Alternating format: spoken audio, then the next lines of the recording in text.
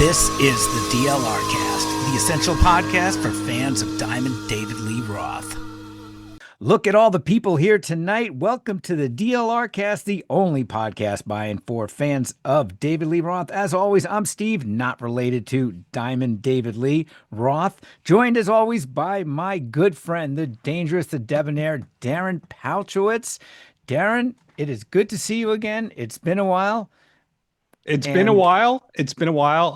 And I'm not just singing a song by Stained right there. I'm genuinely here to apologize and explain what happened, if you don't mind. But first, I'm fine. How are you? Fine, Steve? I am excellent. Yeah, we got some good stuff for this episode, which we'll get into in a bit. And it's been worth the wait between episodes, I think. Yeah. And of course, as everybody knows who's listening to this now, Dave returned to the stage back at M3, I would say completely triumphant. And you and I, along with most fans, I think, have been buzzing ever since, and there's more dates to come. Yeah, this working title for this episode will be A Bunch of Daves, because Dave returned, and then as you'll hear later in this episode, it's us with the guys from Dave and Dave Unchained. It's a whole bunch of Daves. But why did it take us a while to post this episode? This is all on me. So I wound up becoming acquainted with Dave C. from Dave and Dave Unchained, and the day after M3 or 2 days after taped an episode, and I thought we were going to go full throttle ahead and post it. I didn't realize that they're on a monthly cycle. They're not the breaking news kinds of people like us. And at first it was like, well, we want to get this out. And then it kind of went, you know what? Let's wait for all the smoke clearing with your Eddie Trunks of the world talking up the show and giving their hot takes, and actually let the people really know what actually happened. Tell their side. So my apologies, this all took so long. One of our listeners wrote in and said, so Dave got you under an NDA, huh? No, that didn't happen, I promise. Yeah, it is conspicuous that we've been gone exactly about 4.5 weeks since Dave's return to the stage. So, it would lend anyone to possibly think that an NDA came about on Darren's doorstep. But as you'll hear within the conversation with Dave and Dave, all the stuff I knew happened during the show, except one thing. I was wrong about a drum riser thing for that whole thing. But I still, weeks later, go, that was a great show. I'm excited for these tour dates. I have a future theory about what's going to happen. No one is substantiated. But I have a future theory about what's going to happen with Dave in this run of dates. But Steve, are you able to fly out and go to any of these announced shows? That remains to be seen. I would love to get out to one of the California dates, only because I would love to get out to California. So I got to try to figure it out how it will possibly dovetail with me heading to the East Coast in October for a high school reunion. So you never know. So I'm going to try to work it out, because if this is the same show, namely, we know it's going to be the same band. If it's the same backup singers, the same energy, the same enthusiasm, and we get all into all of it'll be worth seeing. I will be pleased as punch to go see it, even if there are no Dave solo songs in the set list. But that's a whole other story. But let me backtrack for a minute. I think everybody's going to love this episode. It's been a long time in the making where we get together with the awesome Dave and Dave podcast, and I had a great time with those guys.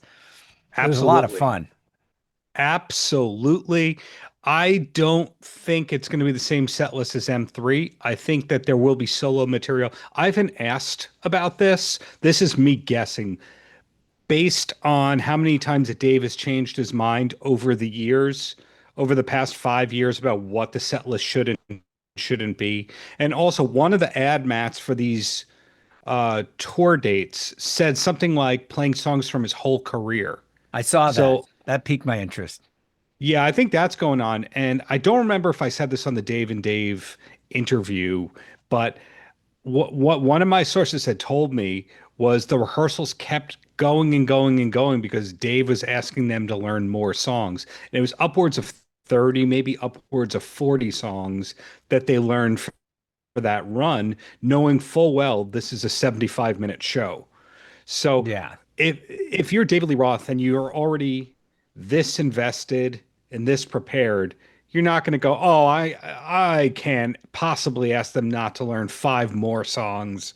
But that current band, I mean, some of those guys did the Van Halen re-records with him in the studio. The Jump recording Right. had Danny Wagner, Al Estrada, Ryan Wheeler, and Francis on it. And so did the Just Like Paradise remix that wasn't a remix, but was a remix and disappeared. That did too. So it's not like these guys have never played these songs live before. The 8 shows or however many they did with Kiss, they did do Just Like Paradise. They did do Just a Gigolo. Did they do Tobacco Road when you saw them live? I saw them. Uh, I saw them. No, ooh, boy, that's a good one. I don't think they did. That would have stuck in my head because what did stick in my head was that they did Big Train and that Yeah. they did Just Like Paradise. And of course, Just Like Paradise, we speculated way back when that there was probably some added enhancements to the vocals, Yes. which is a good segue to, and I don't want to give too much of away for what we talked about with Dave and Dave, but I don't think there was none of that at the M3 show. I mean, None. that I could suss out because those four dudes doing the backup vocals added some great harmonies, added a thicker sound as far as the backup vocals. I mean, nobody was there to Yes. imitate Mike Anthony, but it really did add something and it really added some more soul and energy. And it was fun to watch Dave play off those guys. And Yes. it's total thumbs up from me, man. I mean, just the other day, I found myself going back and forth to a lot of different songs I've seen on YouTube. There's some really high quality stuff out there. And I mean, like, I was really impressed by how great, and Al Estrada just smokes. I mean, two songs that Hmm. really stood out to me. And again, if you're listening to this, you know Dave has been out there. You've probably been checking out all the songs like we have been. And some Yeah. of the ones that really stood out for me was Drop Dead Legs, which I've Yeah. always loved. And I talked about this with Dave and Dave when we were on there. And Mean Street, man, I mean, and those I thought the band really shined there. But you know, so yeah, I'm like I said, I mean, nobody should be disappointed. Dave's not sounding like he did in 1978, but I'm telling you right now, he's sounding as good, if not better, than at any time at the tail end of the Van Halen reunion, say about 2015 or so at the end there. Yes. To piggyback on what you're saying, when we did that emergency episode in late March, where I said, breaking news, Dave is going to be good. Somebody who Yes, you knows nailed told me it. the one of the things that the person or persons had told me was they said, Dave sounds like 70-year-old Dave you think should sound. They didn't say, "Oh my God, he's sounding better than ever." They said, "This is the evolution of how he should sound." And by that definition, he that's how he sounded. It wasn't the 2015 Dave. This was like this wasn't 2003 Dave, which I thought was awesome.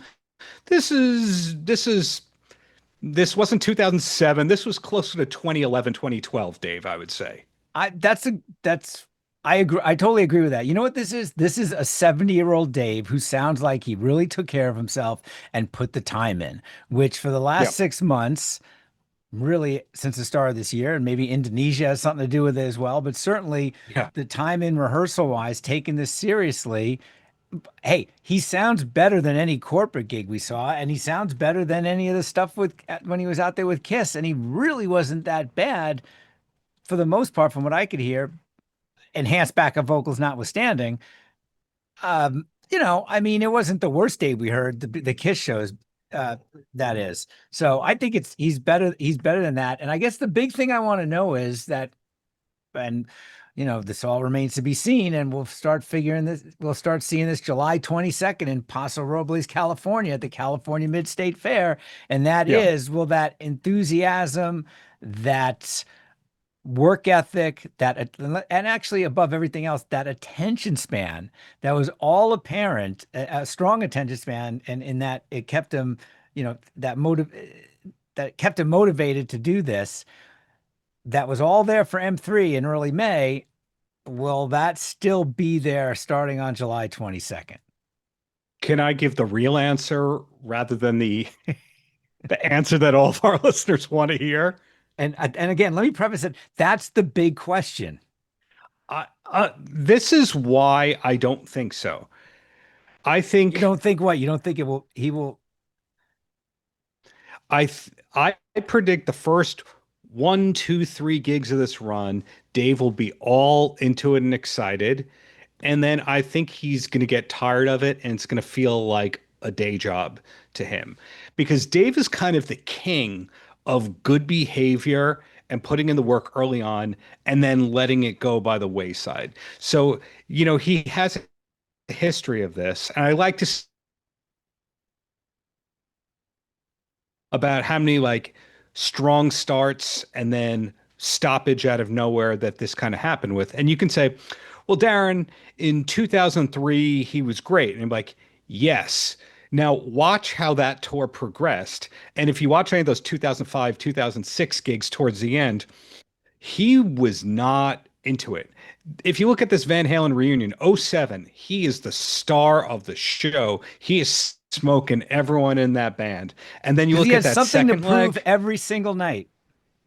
absolutely. And Sorry then for the the second interruption. run, no. The third run, no.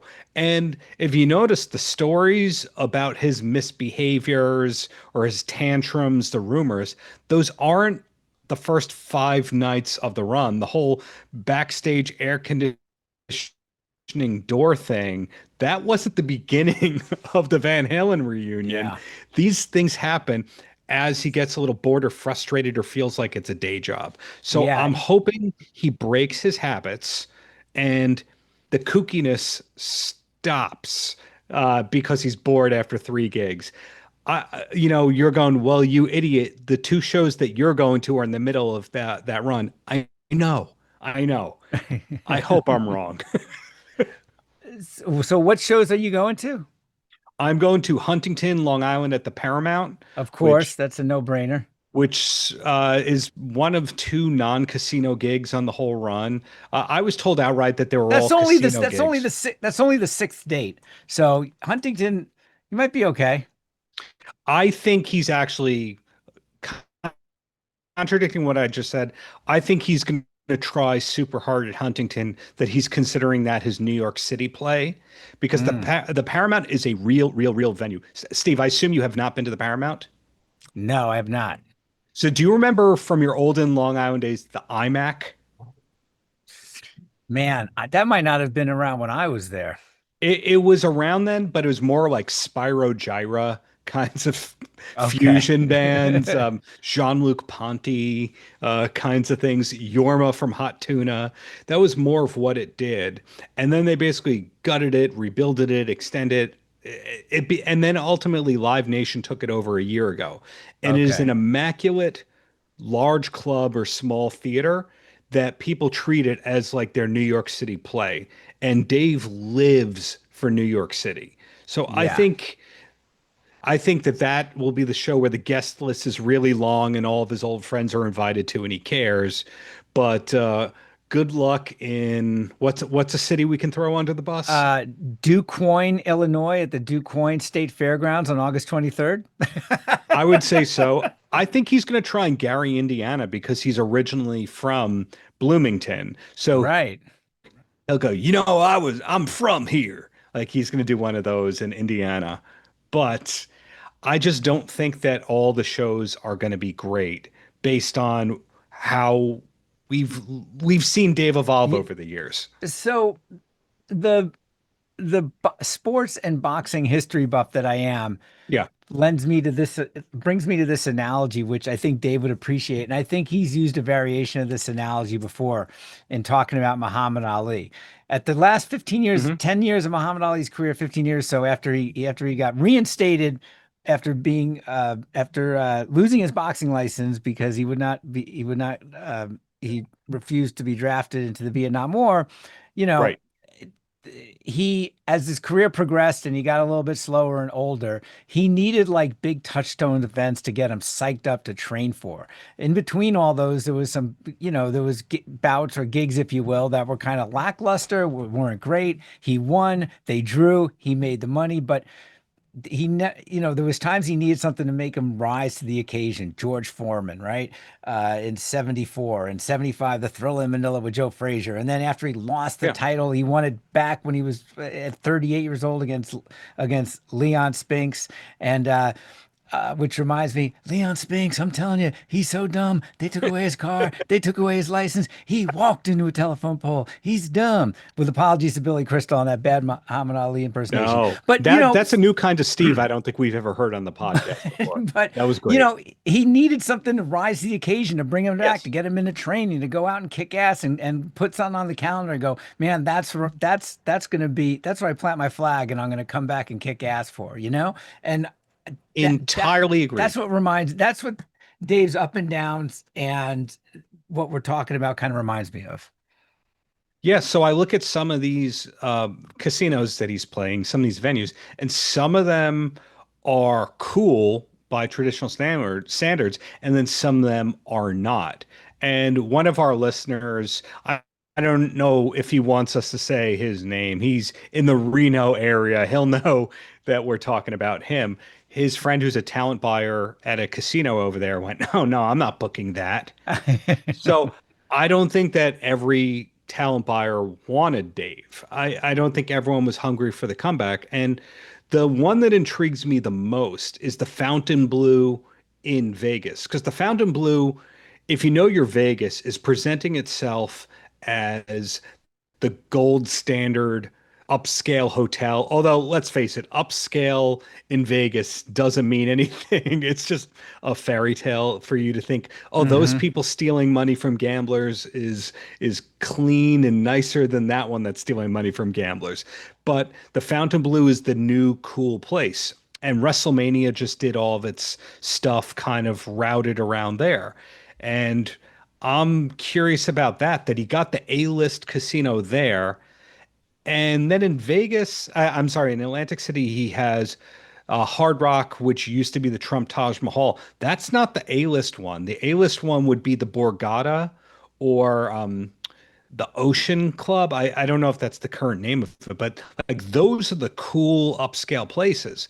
So he has a mix of like A-list casinos and D-list casinos on this run. Well, it's funny you mentioned that because, okay, casinos, put aside the casinos for a second. State fairs, you could have practically an unlimited draw, right? I mean, you could pull a couple, as far as capacity, not unlimited, but you have capacity well into the 5 figures, right?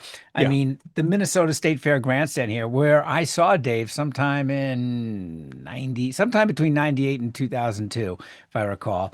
And it was a great show. That you can pack in up close to 30,000 people in there, 25,000. It's a massive grandstand. And I think also as well, I think California Mid-State Fair is really big. Yeah. These other state fairs. But I looked up a couple dates here and I had a general idea as far as how much a Hard Rock Live what the capacity is. And I think I got an idea of what, the Paramount holds, but there was a couple ones that showed up because I was thinking what you mentioned as far as bookers and who might be booking this, who would want to take a chance. And I'm like, okay, I have never heard of the Factory in St. Louis where he's playing August 25th. I had never heard of Grinders KC in Kansas City on August 27th. I looked it up. The capacity on each of those is roughly, depending on how it's configured, 3,000 people max. Is Grinders the one where Corey Feldman had his infamous gig? It might be his outdoor gig that went viral. It might be. It might have been, but 3,000 for general events. So there's a theater area in Grinders which can accommodate 2,500 people. And to me, if you had to tell me what size venues, non-casino and non-state fairs Dave would be booking, I would say, yeah, theater size. That's about right. I mean, bigger than a club, but beyond that, I think you'd have a tough time filling it unless you're in a place like a casino where you can paper the place and there's tons of people getting the VIP tickets because they've been on the comp list forever or whatever. You know how casino shows roll. I mean, what percentage of people actually buy the tickets at a casino show? 50, 60% maybe? I don't know, Maybe. How many people get them comped? Right? That might be generous. Yeah. So I don't know. Big time. So yeah. So they don't care about making their money back. Yeah, and the state fair, you've got a built-in, there's going to be 100,000 people that day anyway, right? So I mean, the odds are good you're gonna do pretty well at a state fair, I think. But these other places that are neither of those, I mean, if I guess I would understand why a promoter might be reticent, and who knows what Dave's guarantee is. I'm sure it's pretty damn, I'm sure it's not small. I'm sure it's not as much as he wants to get or maybe thought that he could get. So what's the level of risk for the promoter of the factory and Grinders KC, let's say. So you want to be rolling into this with a little bit of buzz and some excitement, and hopefully M3 and the buzz since then warrants it and will hold up. Hopefully it does. Hopefully it does. And so that was the main thing that happened, since we last did the episode, that he knocked it out of the park with M3 in the eyes of many, and then they roll out the tour. But then we got that Wolfgang Drumeo video, which did you watch that? Oh yeah, yeah, it was awesome. That was one of the best possible tributes to Van Halen. I'm assuming that was intended to be his tribute to Van Halen. I'm going to do this so I never have to do Van Halen stuff ever again. But I'm not going to say that's the case. Did you And pick up on that at all? I wouldn't have thought of it prior. I didn't think of it prior to you and me trading texts. And when you mentioned that, I went, okay, yeah, I get that. Here's the tribute, but guess what, fuckers? It's on drums. You know, It was great, and it got in a great Josh Freese reference in the middle of that. and at the same time, right around that same time, the first single from the next record comes out and he's tapping. I mean, it opens up with a two-handed tribute, if you will, to you could make the argument to his dad, right? I was going to mention one other thing I thought was interesting too with Wolfgang is that it's no longer Mammoth WVH, it's just Yeah, Mammoth. just Mammoth. Yeah, I guess he got the name back, or the name was never trademarked, and it's his. possibly. Yeah. So, I mean, it's interesting because one of the things that I found interesting was just how quiet everything else has been as far as Dave. I mean, there's been barely any promotion for the M3 gig, at least as social media. All he did None. was post tour dates. I mean, given Dave's propensity to get super creative with video and audio and how much stuff they have in the can at any moment's notice, the fact that he's not doing nobody's thought, and maybe they have thought of it, nobody's out there doing any YouTube shorts to promote the dates and the tour and get excited and throw some new graphics up there and just keep stoking the furnace there of excitement Yeah. for these dates. Otherwise, it's as quiet as it has been ever had been in the preceding, let's say, 12 months. So all of a sudden, a ton of activity for Dave, really. Tour dates, the buzz after it, announcement of tour dates, and then it's like all's quiet on the Western Pasadena front on social media. Last week, I got a press release for, I think it's Fair Warning, not Women and Children First, that they're doing another high fidelity reissue remaster, Yeah. but made even better for your speakers. I got a press release for one of those, and that was the same PR company that handled Alex's book and handled Dave's stuff, but he didn't really use them. Like, cool, that's great. There's the Wolfgang thing. Sammy's been on his barrage of revisionist history interviews, and they're really bugging me. I have to admit, because some of our listeners have asked me about these Sammy things when he talks about his tour with Dave in '02, and he says, well, Dave would call 10 minutes before he's supposed to go on and say, my bus broke down, you have to go on first. Did you read about those? Yeah, I remember that. I mean, I don't even know how Okay. much is true anymore. Come How on. much is true? Try none of that. So, Steve, you have a music industry background. When you're playing an amphitheater kind of level or an arena level venue, are there day sheets that spell out what time load in and load out and catering and set times? Absolutely. And it's not nothing, virtually nothing's left to chance. And there's production runners and people there to fetch all the gear, and their Yeah, stagehands you're are on hiring call. local people. I mean, Correct. it's not just show up with a bunch of guitars and jump on stage. So the way he's phrasing it is that Dave probably was on his own bus away from the band and crew, but No Dave doubt. gets there 10 minutes before he goes on, really? So that hair and wardrobe and makeup and the leather attire, he just walks off the bus in all that and hits the stage? I don't buy it. I don't, no way. Okay, thank you. So this whole like and we had to change the order and blank, blank, blank. Okay. The M3 show, the way that it was done was they split the stage into halves. So they had a back line behind the set that was going on. So the second that that was over, they'd turn the stage around and the band was ready to go. When you have co-headliner kind of situations, have the other half of the back line in the way back, but it's accessible. You're telling me that Sammy Hagar's crew is just ready on a dime to just move all the backline like that? There wasn't a bunch of union people saying, "Oh, I'm not on call right now." No, it's my union break. Because union people always work more than they have to, right? Oh yeah, and I mean, and you mean to tell me that that's the sort of thing, even with a nascent, internet back then, let's say. I mean a stories like that would have broken a lot, would have been on the rumor mill back right after it happened. Do you know what I mean?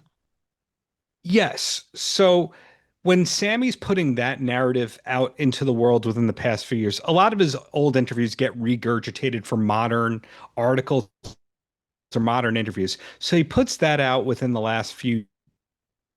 And then within a couple of weeks of that, it surfaces. I'm so glad to see that Dave is back. And I'm so glad to see he's carrying on the legacy and the music that we Yeah. did together. Sammy's the one who pulled the plug on the Sam and Dave tour. That tour, as we've documented on this podcast, was supposed to continue for a lot longer.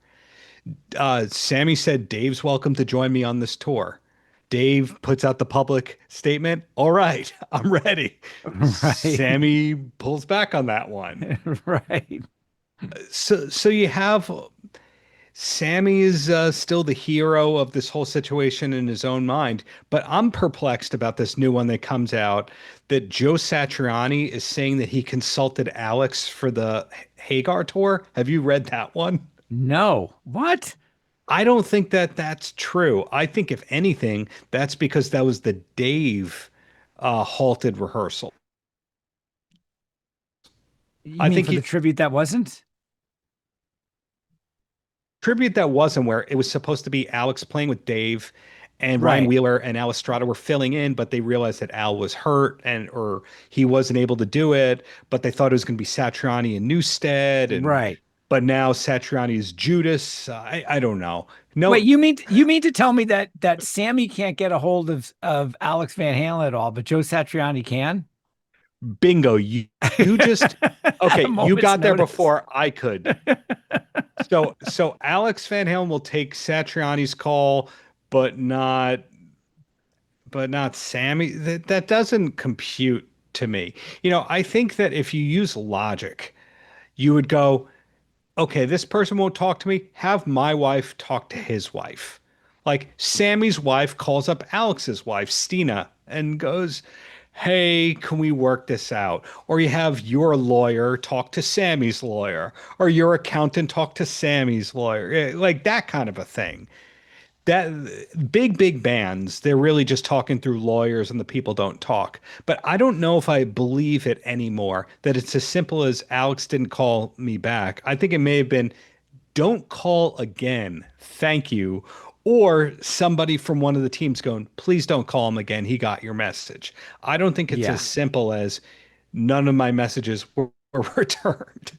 And I think it's not as simple, or it's really, really simple. The reason why Alex wants nothing to do with Sammy. Well, according to Sammy, who described himself in that Rolling Stone interview as classy, and happier than everyone, and you hate him because he's happier than you. That reminds me of George W. Bush and the whole like the terrorists are just jealous of us. Yes, yeah, that's right. That They're remind jealous. me of post 9/11. They're Um, jealous of us for our freedom. that's kind of like that. And I watched did we talk on the podcast? I don't think we did about Sammy at Stagecoach. Did you watch that stream? No. So Stagecoach, the country Coachella, basically. Yeah. So Yeah. this year, one of the headliners was the Backstreet Boys. Another headliner was Sammy Hagar, and it was for free streaming through Twitch and Yahoo Music. And I watched it, and it was no bueno. I was pretty disappointed that they did Panama and they messed up and Sammy was in, and Michael, like anytime there's a super high note, Sammy seemed to be skating away from the mic and would just let Michael Anthony scream it, basically, or they'd have the Hmm. keyboard player handling it.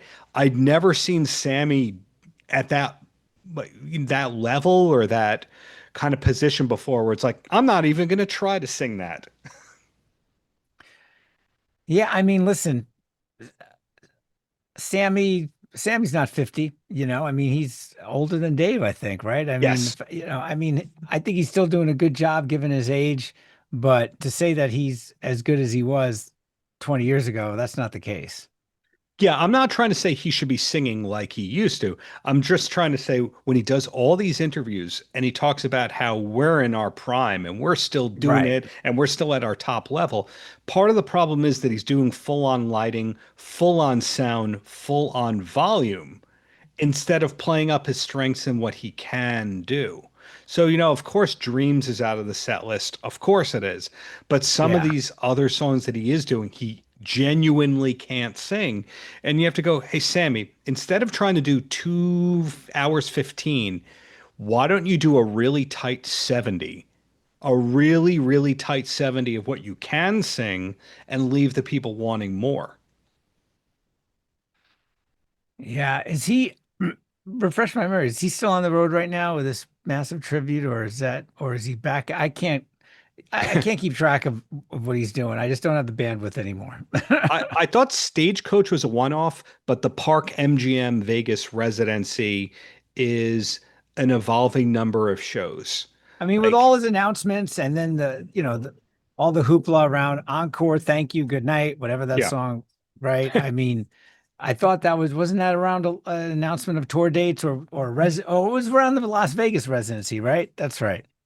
exactly. He unveiled the music video or the lyric video and that single, and it coincided with the Vegas. It But was the then Chicken Foot residency. Wait, sorry, no, the Sammy Hagar and Friends tour it show. basically is Chicken Foot because it has Aronoff and Satch. Wait, wait, wait. No, it And is Michael Chicken Anthony. Foot. It is Chicken. I It's the did. touring incarnation. Ar- Kenny Aronoff played with them when Chad Smith couldn't make the dates because of Chili Peppers commitments after that. What was it, after the second record, second Chicken Foot record, I think. You were totally right. I did not piece that together. And I remember they used that single to unveil it, but to really unveil the Vegas residency first, he played at some NFL game, maybe at the Vegas Stadium. It was late in the season. It was like a championship playoff game to do Hmm. it. And he did during the halftime show, he did Right Now and another song, and his backing band wasn't the Chicken Foot guys. It was like pickup musicians, and then they had to force in like, oh, there's the horn section of active military people, and it was bad because Damn, they couldn't hear that's the kind of themselves. gig. I mean, that's not that far removed from a Boston Pop Summer Spectacular gig, you know? I mean, Sammy, please don't slip to Dave's previous level at times, you know? Yeah, those two are so cut from the same cloth, yet think they're entirely opposites of each other. They keep playing from the same playbook over and over and over again. Sammy's the guy, the only difference is Sammy's the guy who maximizes the publicity, whereas Dave is the publicity shy guy thinking he's controlling the narrative. But they're Right. both their own industries or niches, and They both think that they are Van Halen, and they both had bad relationships with the Van Halen brothers towards the end. Yeah. The Yeah, interesting thing is, it just occurred to me. I mean, Hagar has adapted more to the demands and the requirements and the of modern day media far better than Dave has, because Dave hasn't really for sure. evolved at all. You know, I mean, so I mean, just as far as one, some sort of strategy and discipline, even if it goes, you know, even if you can joke around that Sammy would go to a letter opening, I mean, Yeah. you know, he garners a lot of press because he's constantly doing stuff. He's constantly active. He doesn't let his name lie fallow out there. And I also always believe, I still believe from a musical standpoint, he's still doing this because he loves it. God knows he doesn't need the money. Right. And he'll tell you And he that over. believes in still waving that Van Hagar flag. You know, I mean, I um, I know there has to be a part of him that is, if not hurt, maybe betrayed and bummed out a bit that, you know, there never was a follow-up reunion, right? I mean, and grand, I mean, that could have been halted in its tracks because you know, Eddie got sick and passed away. But I Yeah. also wonder if that would, if even if Eddie was in perfect health, if something like that would have ever have come into fruition at all. I doubt it. But you know, there's that and the fact that, I mean, for better or for worse, when most people now, I think of Van Halen, they think of, even with as little as he's done, really, I think most people still think, because of the way the reunion went down and Dave being Dave to a degree, that people still think of that as Van Halen first. Abby, my opinion, which I would fight anyone on, is that Dave was best with media relations under Mitch Schneider. Mitch handled him from 91 to '03. I think it's '03, not '04. And in that era, towards the end of that, Dave was doing lots of interviews. He was partnering with VH1 on different things. No Holds Barbecue. Yes, it's embarrassing. It's entertaining, embarrassing, but the whole concept was I'm FedExing two VHS copies as a surprise to everybody in this media database, and they're going to get it and have to look at what it was. And that's just a few years removed from when Dave had the Slaughterhouse website, which Right. disappeared because of the lawsuit. And he was also doing newsletter stuff. He had a newsletter related to that. He was also doing all these indie things through Frank Meyer, and he was talking with zines. So it's like he was Yeah, way ahead of the he curve. was ahead of the curve very early. He was talking to a lot of up and coming young journalists like Darren Paltrowitz.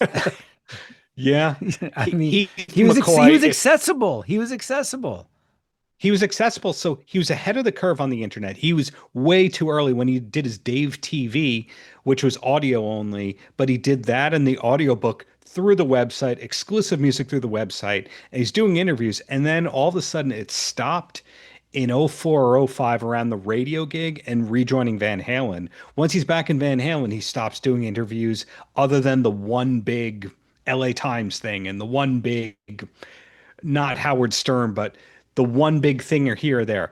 Then a couple of years later, he's back to doing interviews, like he'll do his Opie and Anthony's, and then he's tired of it again. It's just these cycles where Dave goes, I want to be everywhere. I want to be nowhere. I want to be everywhere. I want to be nowhere. I want to tour. I don't want to tour. I want it's the never-ending cycles that we can kind of predict. And I don't think he's ever going to go back to doing interviews. I think that is done. Done ski. I don't think his handlers will let him do that. I think his handlers will go, do you know how much work it is for us to let Dave do an interview? Yeah, I mean, he did no press to advance, virtually did nothing to advance the M3 show. So if you think Zero. he's going to be calling into the Billy Bob and Mike show, the morning show in Thackerville, Oklahoma, let's say, or before the factory show in St. Louis or Verona, New York. Is that near Syracuse, I think? I Yes. mean, Atlantic City, Catoosa, Oklahoma. Two dates in Oklahoma. Go Oklahoma. You got Catoosa and Thackerville, Yeah. two casinos. I mean, if you think this is where it gets interesting, is that the promotion of this is all on the promoter's back. Exactly. Exactly. So, the taking away all my criticisms, and like thinking a little positive, this is probably your last chance to see Dave live. It's not being billed as his farewell tour, but this is clearly the farewell tour that will be extended to have more dates. I don't know if I've told you or if I've said how long I think it's going to go for based on my sources, but if you think Dave is touring 3 years from now, you're out of your mind. No, no. Listen, you can make the credible argument now that every artist over the age of 65, active artist and band over the age of, let's say, 65, certainly 70 and over, are on a farewell tour, whether or not it's publicly announced or not. Because guess what? When it's over, it's over. And those last dates were kind of that farewell tour. I mean, if it's not, do you know what I Except mean? Foreigner. Except for, Except well, Foreigner. Foreigner, I mean, yeah, that's now a tribute act. If you have no original members left, you are now a tribute act. Why don't you just, I mean, just call it Hot Blooded at this point, you know? I mean, But but I'm trying to think of another Foreigner song to call my tribute band, but you get what I'm saying. I want to know what show is. I just look at that one though, and I think that's a sad one because they actually did call it a farewell tour, and then Yeah. they continued on Kiss style like nothing happened. I think with Dave, I don't I don't think I'm ruining anyone's scene in saying people around him basically said to people in the band like hold the next year. That doesn't mean it's going to go the whole year, but that means UK, I won't be surprised if he sees you. Japan, I won't be surprised if he sees you. But I don't think it's going to be like the skyscraper tour where it's like, okay, we're going to do the first tier markets and all these places, and then we're going to come back and do the second tier like the Nassau Coliseum. That's not going to happen. But I Well, think that this is his bucket list tour. well, there's certainly, well, two things. One, there's certainly a limit of the size places he can play, like we were talking about earlier. And Yes. when you look at this place and know, especially where theaters are and other casinos, there's a lot of places that he hasn't hit yet. There's going to be a second a second leg. I mean, there's two big casinos right outside of Minneapolis he could play. He hasn't, he's not coming anywhere near here. I mean, there's a lot of other places he could hit. So there's more ripe fruit, I think, to be picked by the end of the year if they're going to do a second leg. But what int and the other part is if he's going to go overseas, let's say after September, maybe October, before he wraps it up for the end of the year, or maybe a few more dates in the US, because as I just mentioned, there's plenty of places he could play. Those overseas dates could be kind of almost like hit it or quit it. He goes in for a week in Japan, plays 3 dates and out and does great. Same with maybe the UK. All right. I mean, a couple places and out. I mean, and clean up big time and make some decent cash and it doesn't have to be a backbreaking overseas tour. Right. I think with it's a market I know a lot about. Usually, big artists would do 3 to 5 shows, and that's it. It would be like Tokyo, Osaka, Nagoya. But Right. then, if you take a band that's mysteriously huge in Japan that we don't understand why they're huge in Japan, like Zebrahead, for example. Look at how big Zebrahead has been in Japan, or how big the Ventures were in Japan Or Mi- since the or 1960s, Mr. Big, which was or Mr. Big. mammoth in places like Thailand and Indonesia and just, I mean, real Far East places where, I mean, nobody really got huge like that. Yeah, I don't think that's what we're going to see for Dave. I'm not basing No. that on any authority, but I'm using that on if you look at where Van Halen toured over the years, how many dates were there in Korea, Thailand, Indonesia? The, the Van Halen was Indonesian and they never played in Indonesia. Therefore, I don't think that Dave Right, is right. willing to lose a bunch of money to play there. This is a cash out tour, but a lot of bands that we think of as peers of Dave, who he would never think of as peers, like Winger and Night Ranger, their Japan tours that they recently did were called the Final Japan Tour. They were billing it as that.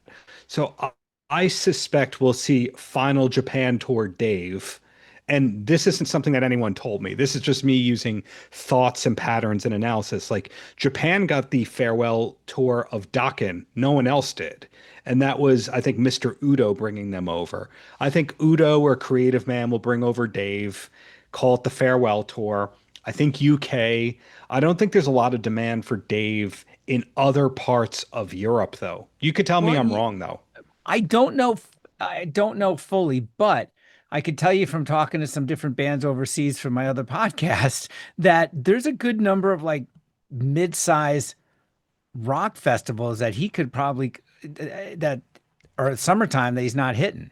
There's Gothard, I think that's going on next month Oh, or yeah, this yeah. month or so. I mean, you Sweden know, Rock. Yeah. yeah, places Yeah. where it could have been pretty easy for him to do really well, but maybe just the money wasn't there and you know, I mean, if he was going to do it, it would be around the same these I would imagine just June, July, August, and that's he's got his August all sewed up, and I mean, there's not a lot of dates here, man. When I look at this, I keep looking at the map and I keep looking at these dates, and man, there's a lot more places he could be playing. I mean, there's no Seattle, no Portland. Yeah. I mean, like I mentioned, no Minneapolis. There's places, tons of places down south.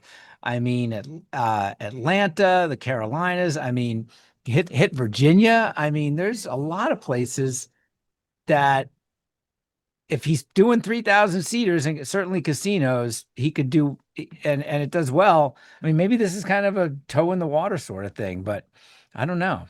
It's just it's got me puzzled.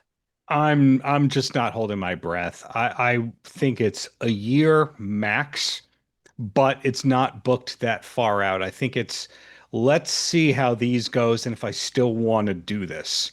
Maybe Meanwhile, you're have dates and routing held because I would love to be proven wrong and like Dave kills it every night and he's into it and he loves it, but I just do not see that happening.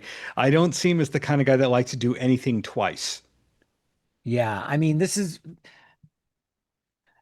going to be very interesting to see. The last date is September 14th. You still got October, November, December. What happens, if anything, through the end of the year? A couple I corporate gigs, couple big payout holiday parties for corporations, I is just that even going to be happening where as far as economic indicators are pointing towards the way the back half of the year is going to be? Who knows? I mean, are they a little cautious booking anything else? One, because of whether Dave will be into it, health reasons and business reasons. I don't, who knows? I wouldn't hold my You don't breath want to, for in that. other words, you don't want to make a big commitment. Yeah, put in pencil that the next year we're going to try to get out there as much as possible on tour, but we're going to just take this in stages as far as booking. The only band whose operation compares on any level to Dave of what I've heard is Guns N' Roses. And Guns N' Roses is playing to 10 times more people per night, if not more. You know, What do you Guns mean N' by Roses, compares?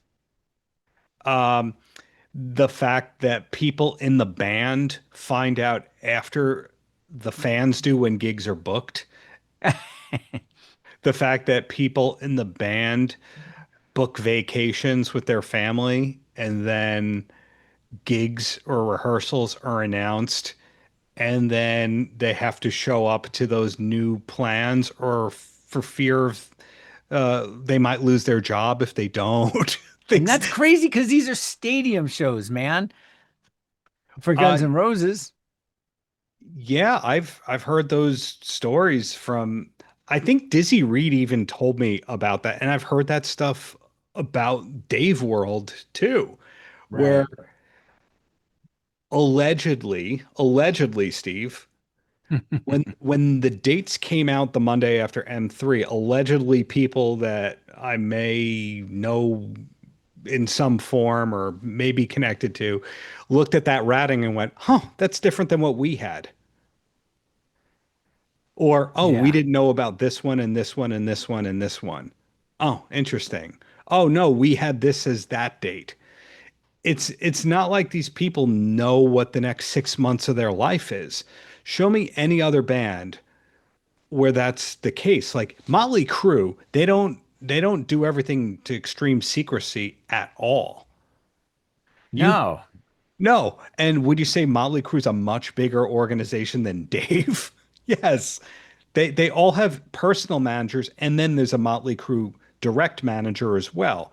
There's so many more people involved. There's so many more dollars at stake.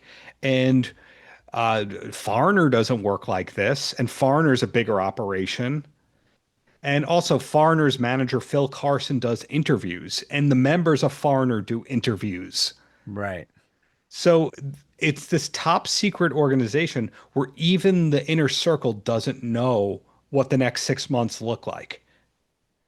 I I don't know. I can't find any rationality or positivity in you expecting people to be your exclusive employee, but being on a need to know basis. Man. Yeah. So on a brighter note, I mean, pizza and ice cream and what All else? good things. The Simpsons. All good things. Yeah. All seriousness.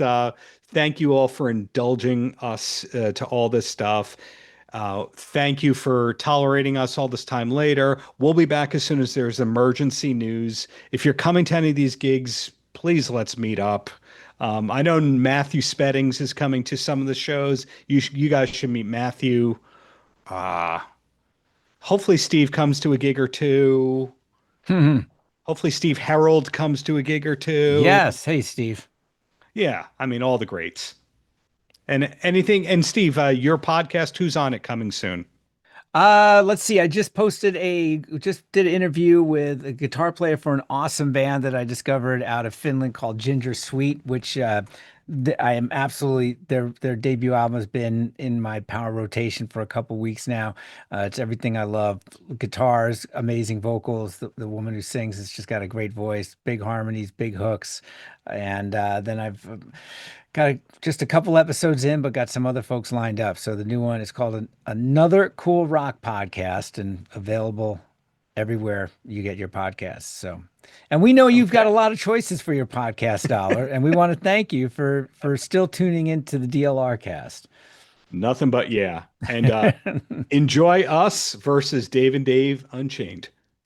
Ladies and gentlemen, we have two incredible guests this evening. This is a monumentous occasion. We have the DLR Cast guys, who is Darren Paltrowitz and Steve Roth, here with Dave and I, and we are joining forces like Wonder Twins here, who are going to talk about, what else? Diamond Dave, and he obviously just made his appearance at M3 successfully. Darren was there, I was there. Steve, were you there or no? I unfortunately was not. Okay, but you guys have seen, both Steve and Quiet Dave has been probably seeing it on YouTube, so we all are understanding of what happened and what's going on. This is Dave's first show in 5 years as a full show. We're not counting the things he does with the Royal Machines. So you figure as his full show, he's coming back out. Guys, thank you so much for talking today. We're so excited to have you here and for all of us to talk about this incredible situation. Thank you for having us. Glad we can finally make this happen, right, Steve?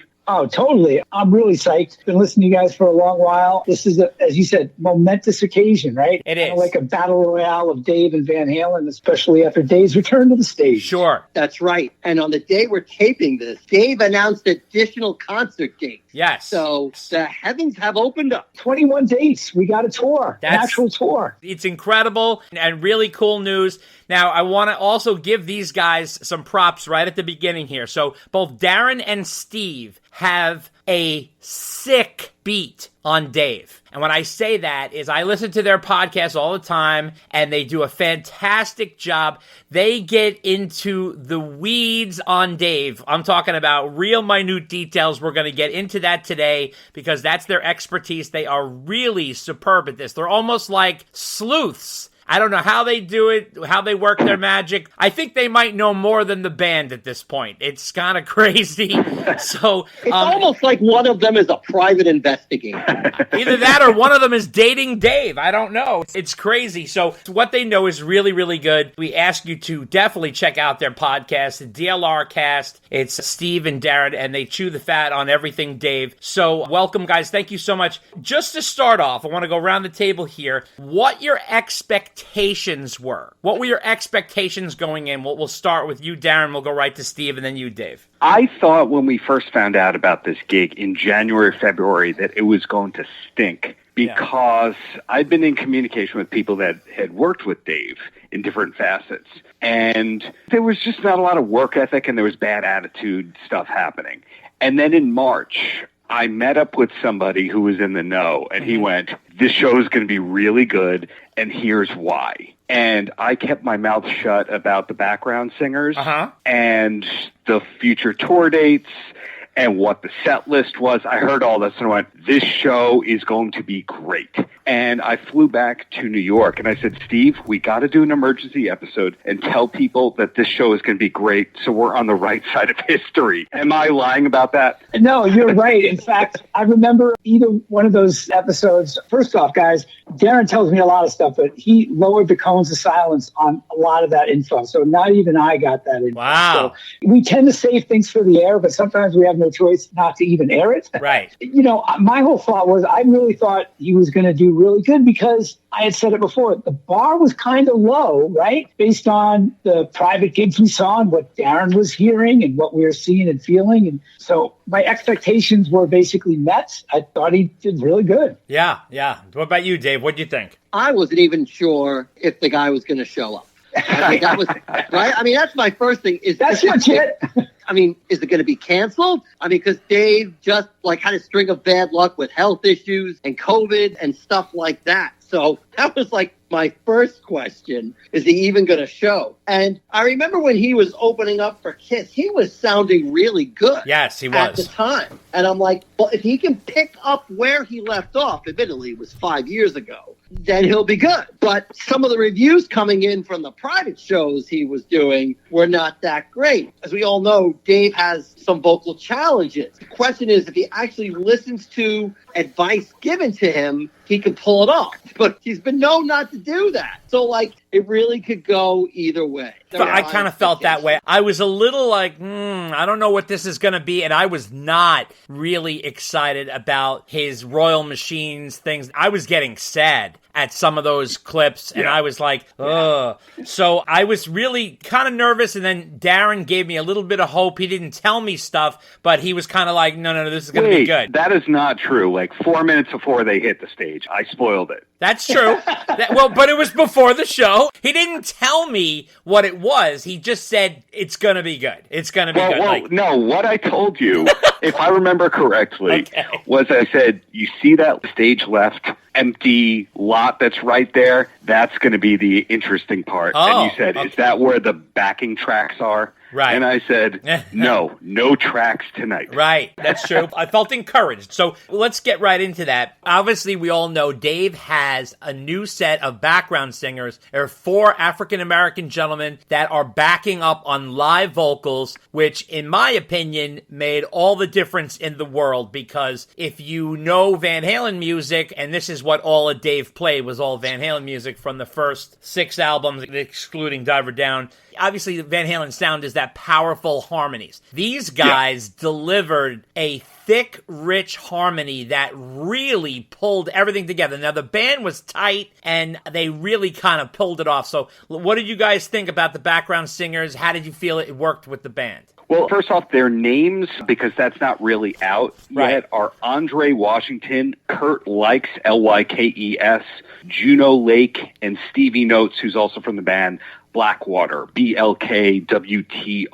We want them to get all the credit in the world for that, because Dave did not say their names during the show, of course, which has happened. But they were fantastic. When I was tipped off that there was going to be background singers, I said, this is either going to be the most disastrous thing or the thing that makes the whole thing. Because Dave, in a lot of interviews, has talked about how the Van Halen harmonies are as famous as the Beach Boys harmonies. That is not true on any level, but we like to say, Dave, yeah, sure, Dave, that sounds great.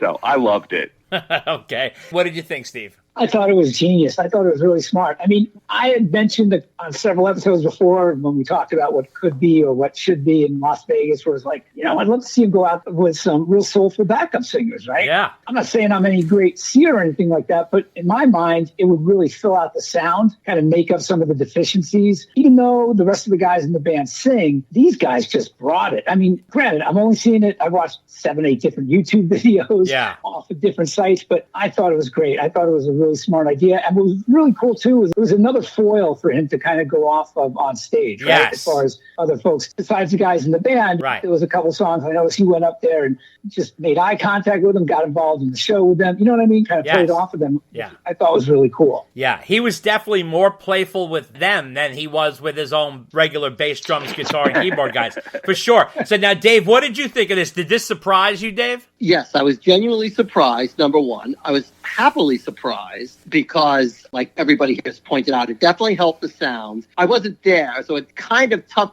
to appreciate it from YouTube videos with people filming with their iPhones, but they definitely filled out the background sound. They definitely were helping Dave a lot because they were singing every chorus. So if Dave had any flubs, he was being drowned out by 4 other guys. Actually, like 7 other guys, if you include the 3 band members who were singing along too. Dave had said at one point, I think it was during Panama, said something like, you could definitely tell there's no backing tracks tonight or something like that. That was nice. He wasn't using any backing tracks like he was definitely in Vegas, Dave, when you and I saw him. Right. There was some definite backing track going on. And like Steve said, he was definitely using them as a foil and kidding around with them and having a good time. I think overall, it just helped him immensely on stage. It was rather unusual, his selection. I wasn't expecting 4 black guys to come out there singing background vocals to Van Halen songs, but hey, they definitely were having fun and harmonizing and all that stuff. So if that was the secret sauce that Dave needed, it definitely helped him out. For sure. Now, I wanted to ask this question directly to Darren and Steve. You can certainly chime in with this. Take us through the band so our listeners can hear who's in the band, how long their tenure is, and what their dynamic is, if you could take us through each member.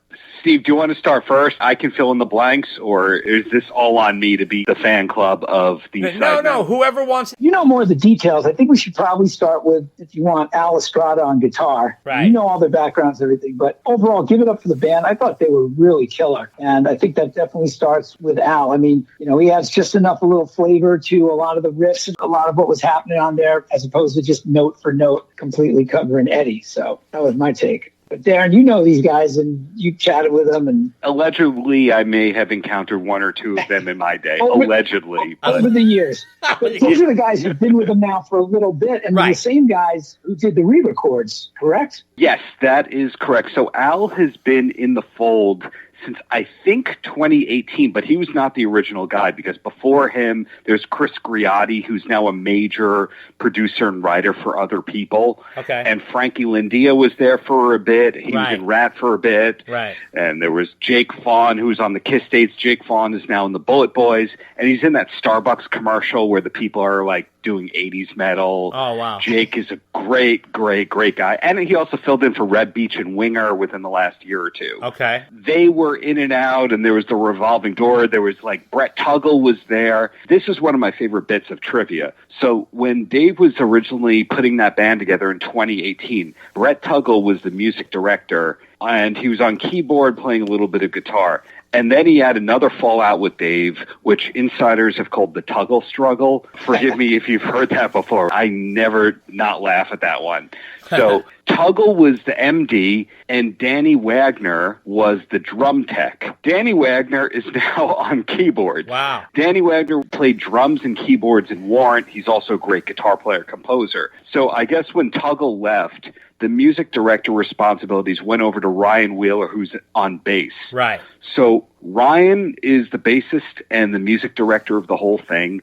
Francis, who's playing drums, him and Ryan were in childhood bands together. Francis replaced Mike Musselman, who did the Vegas shows that you saw in 2020 and the first few Kiss dates. Then they cycled Francis in. Okay. So I've recapped Al, Francis, Ryan, Danny Wagner, and then we named the 4 backing singers. And there's been rumblings about a second guitarist coming in and out.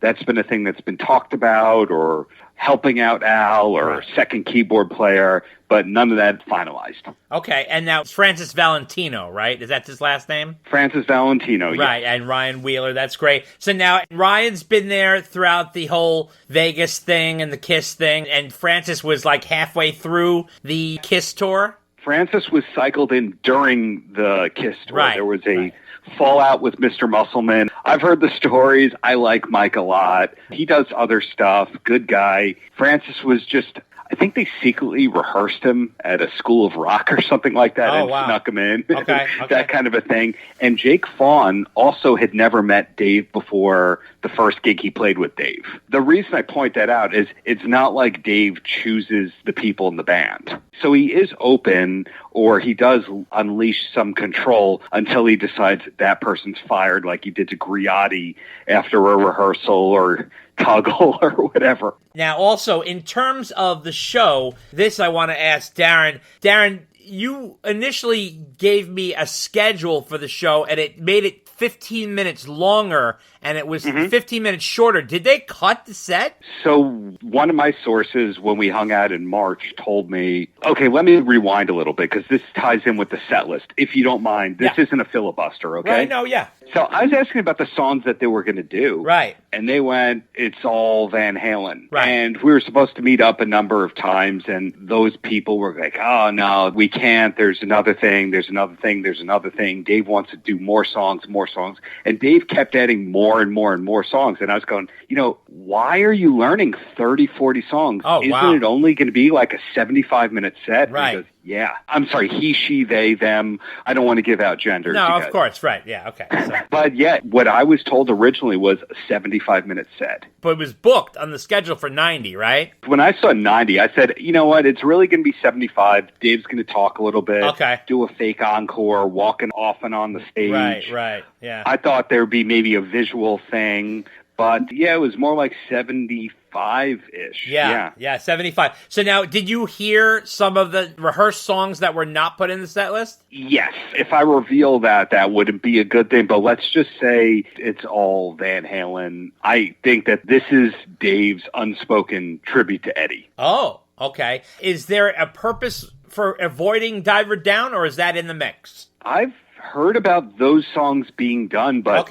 if you've only got 75 minutes and some of the songs go long and Dave goes on his long-ass rants, I think you're only going to get 15 in the set. Yeah, actually, I thought his rants were pretty tight in comparison to other times. And also, no Ice Cream Man, so there's not that whole ordeal where he's going off and telling stories about his dog and shit. So now, is there any chance that we're ever going to see Dave play a song from A Different Kind of Truth, or you think that's done? I'm just guessing, but I know that they never learned anything from that. Yeah. But a different era insider told me Dave hates that album. Yeah, I wanted to ask both of you about that. I don't understand that. You do understand that? No, I said I don't understand. Yeah, I don't understand that either, because it's funny. A lot of people have said that Dave kind of took control of that album more than expected, and that was why John Shanks was involved. That's why Henson was used. Obviously, as you know, Eddie doesn't leave 5150, and everything's done there between him and Alex, and, he's so controlling with that. Then I heard when we had John Shanks on the podcast, they were going back and forth between 5150 and Henson and doing different mixes, and they kept moving everything around, and it was a real tug of war. I don't know why Dave would hate that album. He actually did a lot of work on that album, because he did a lot of lyric writing and a lot of restructuring. A lot of those songs and riffs were from the past, but were then used to make songs with. Dave, according to Shanks, in fact, in his recent interview that he did, said that Dave, wrote a whole album. Even Bullethead, the lyrics were rewritten. I think the only one that really remained more intact was She's the Woman. Why do you think he hates that album? Is there any line on that? What I heard from that person... That person told me Dave also hates the DLR Band album. That's one of the reasons it disappeared from our streamers, because he owns all the rights to it.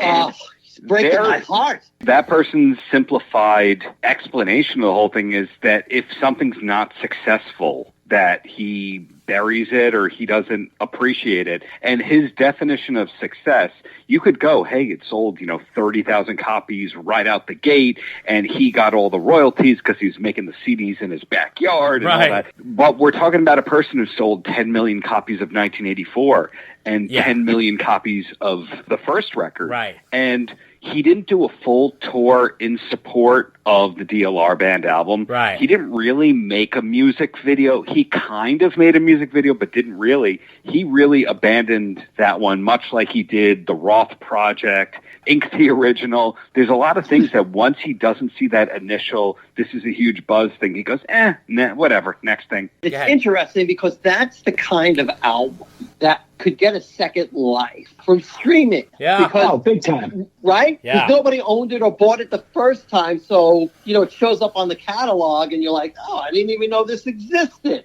And, right? It's easy money for him. Right. I mean, I know it's not a lot of money, but exactly. So, Steve, I just want to know, how many tissues did you use when you saw that Dave was only performing Van Halen and no David Lee Roth solo? I just want to know how many tears you cried when you found out.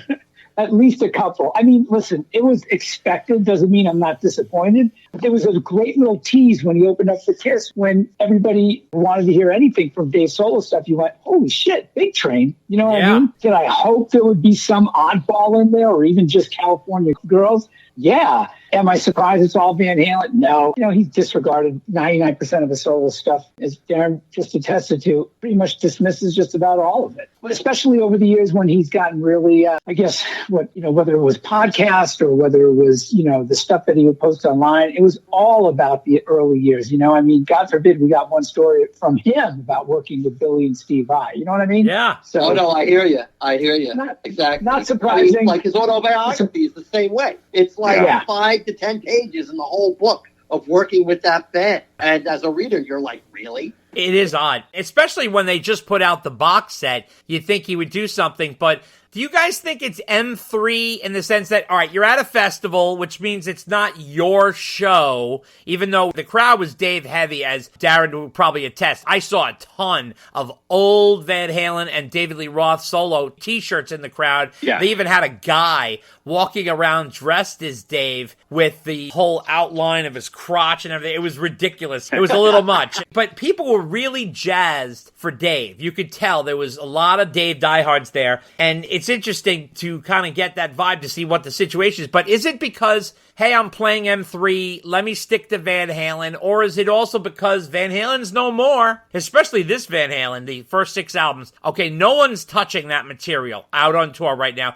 Sammy's doing a couple of songs. I don't even count that he's playing Jump or whatever, but it's almost like he owns that catalog now, because Alex is not doing it, Mike is with Sammy, and Wolf is not doing anything, Eddie's passed on. So it's like, why would he not own that? It's a slam dunk. So, pardon the pun. No, Dan, I definitely think you're onto something, because Sammy is always like, well, I'm the keeper of the Van Hagar flame. Yeah. No one's playing these anymore. Right. And Dave will never say it publicly, but, he's out there going, yeah, but I'm the keeper of the Van Halen flame. Oh, yeah. And those are the first 6 albums, and those are the ones that count. Right. So those are the ones I'm playing. Yeah. And honestly, he knows. He's not dumb. He knows that aside from the people on this call, no one else is going to really want to hear his solo career. They're going to want to hear the first 6 albums, and he delivers. And he has pretty much said that publicly, more or less, right? He said, I am Van Halen. I'm the one waving the flag of your summer soundtrack, right? I'm the only one doing this. Right. To rudely interrupt you, Steve, and add to the I am Van Halen, that was telltale sign number 1. Yeah.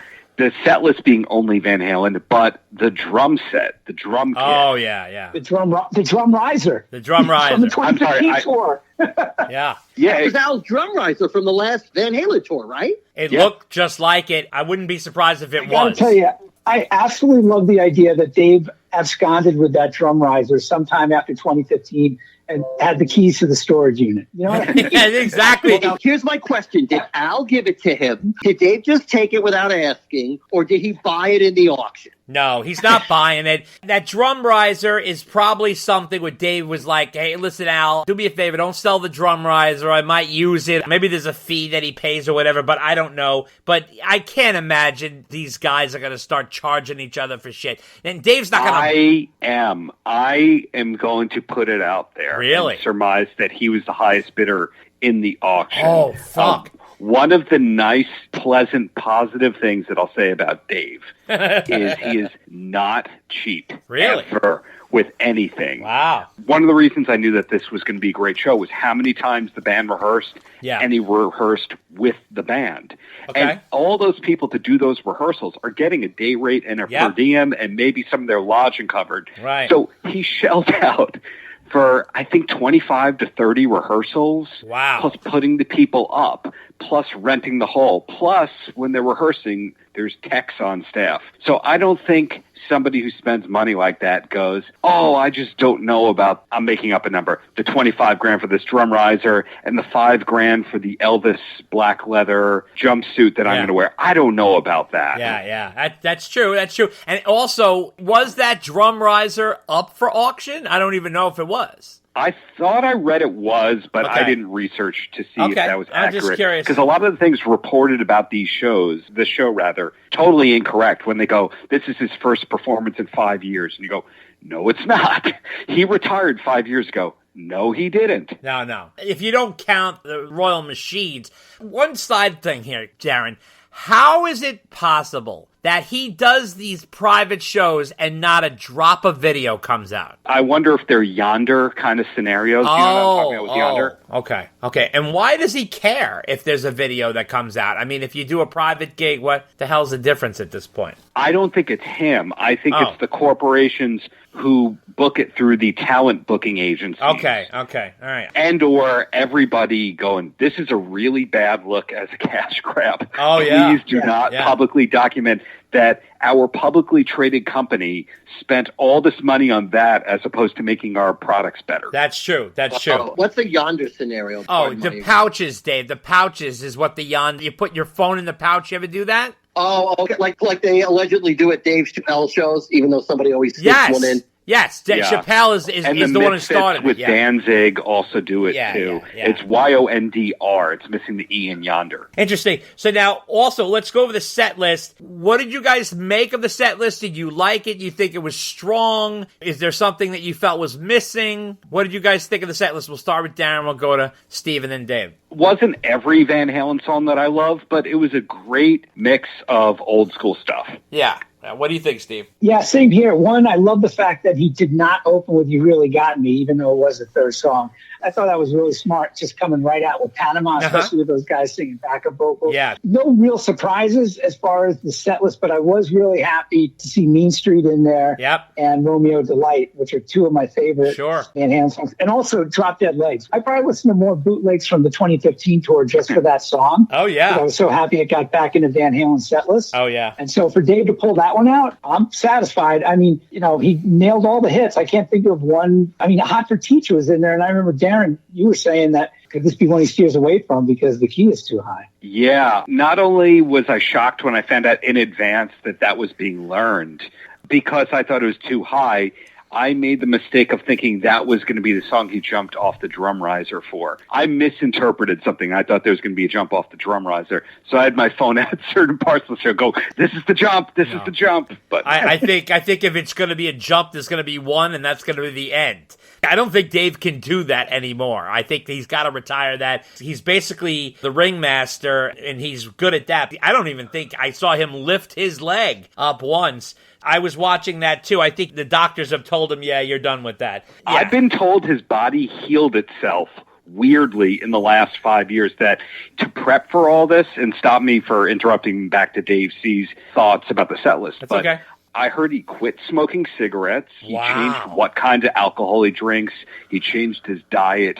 And that's part of why he sounded great. Yeah, and I have to say, he looked good. That's the other thing I was going to bring up, is that he physically looked good. He was moving well. His hair, obviously, he's got some sort of hair system going on. But you know what? It looked good. His hair was almost like a blonde version of Michael Douglas's hair in Wall Street. It was like slick back, and he had a bit of a Billy Idol look going on because he was wearing all black leather, and he had this bright blonde short haircut. He didn't have the spikes like Billy, obviously, but he had it sort of slick back. It was a good look. Let me tell you something. I think you guys have known because you're on top of Dave like flies on shit. You have seen Dave in the past 5 years. There have been some grim pictures of Dave. Yeah. And he looked better than I've seen him in years. I mean, a long, long time. He looked very fresh. He looked very mobile and agile. He was dancing around, moving very slow.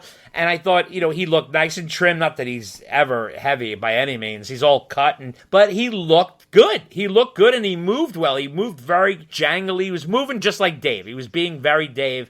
And he also seemed jazzed. He seemed happy. His demeanor was up. He didn't seem like he was plowing through it or struggling through it. He looked like he was having a blast. I think you mentioned earlier in the podcast is that he really enjoyed the energy coming from the 4 black singers. First of all, they were very animated and very engaged in the show. So you can't help but draw your eye to them because they were very physical and totally in the moment and really going for it. So obviously this is their first gig with Dave. They're going to kill it, right? There was that, and Dave seemed happy. Like he just came into the sun from a long cold winter type of thing, He definitely looked like summer. And I was going to say, I love Dave's new hair. Oh, it's fantastic. He definitely has more of it than when we saw him, Sure. Certainly with Van Halen in 2015 yeah. and on a solo tour. So congrats on the new hair, Dave. And rolling back to the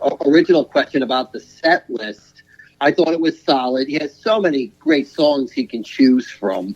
And I was shocked that Drop Dead Legs was the second song in the set. That was great. Good move. And he's so funny because he starts it off with nothing but the hits. I don't like that's a deep dive, my friend. I think his attitude is that album sold so many copies, every goddamn song on it is a hit.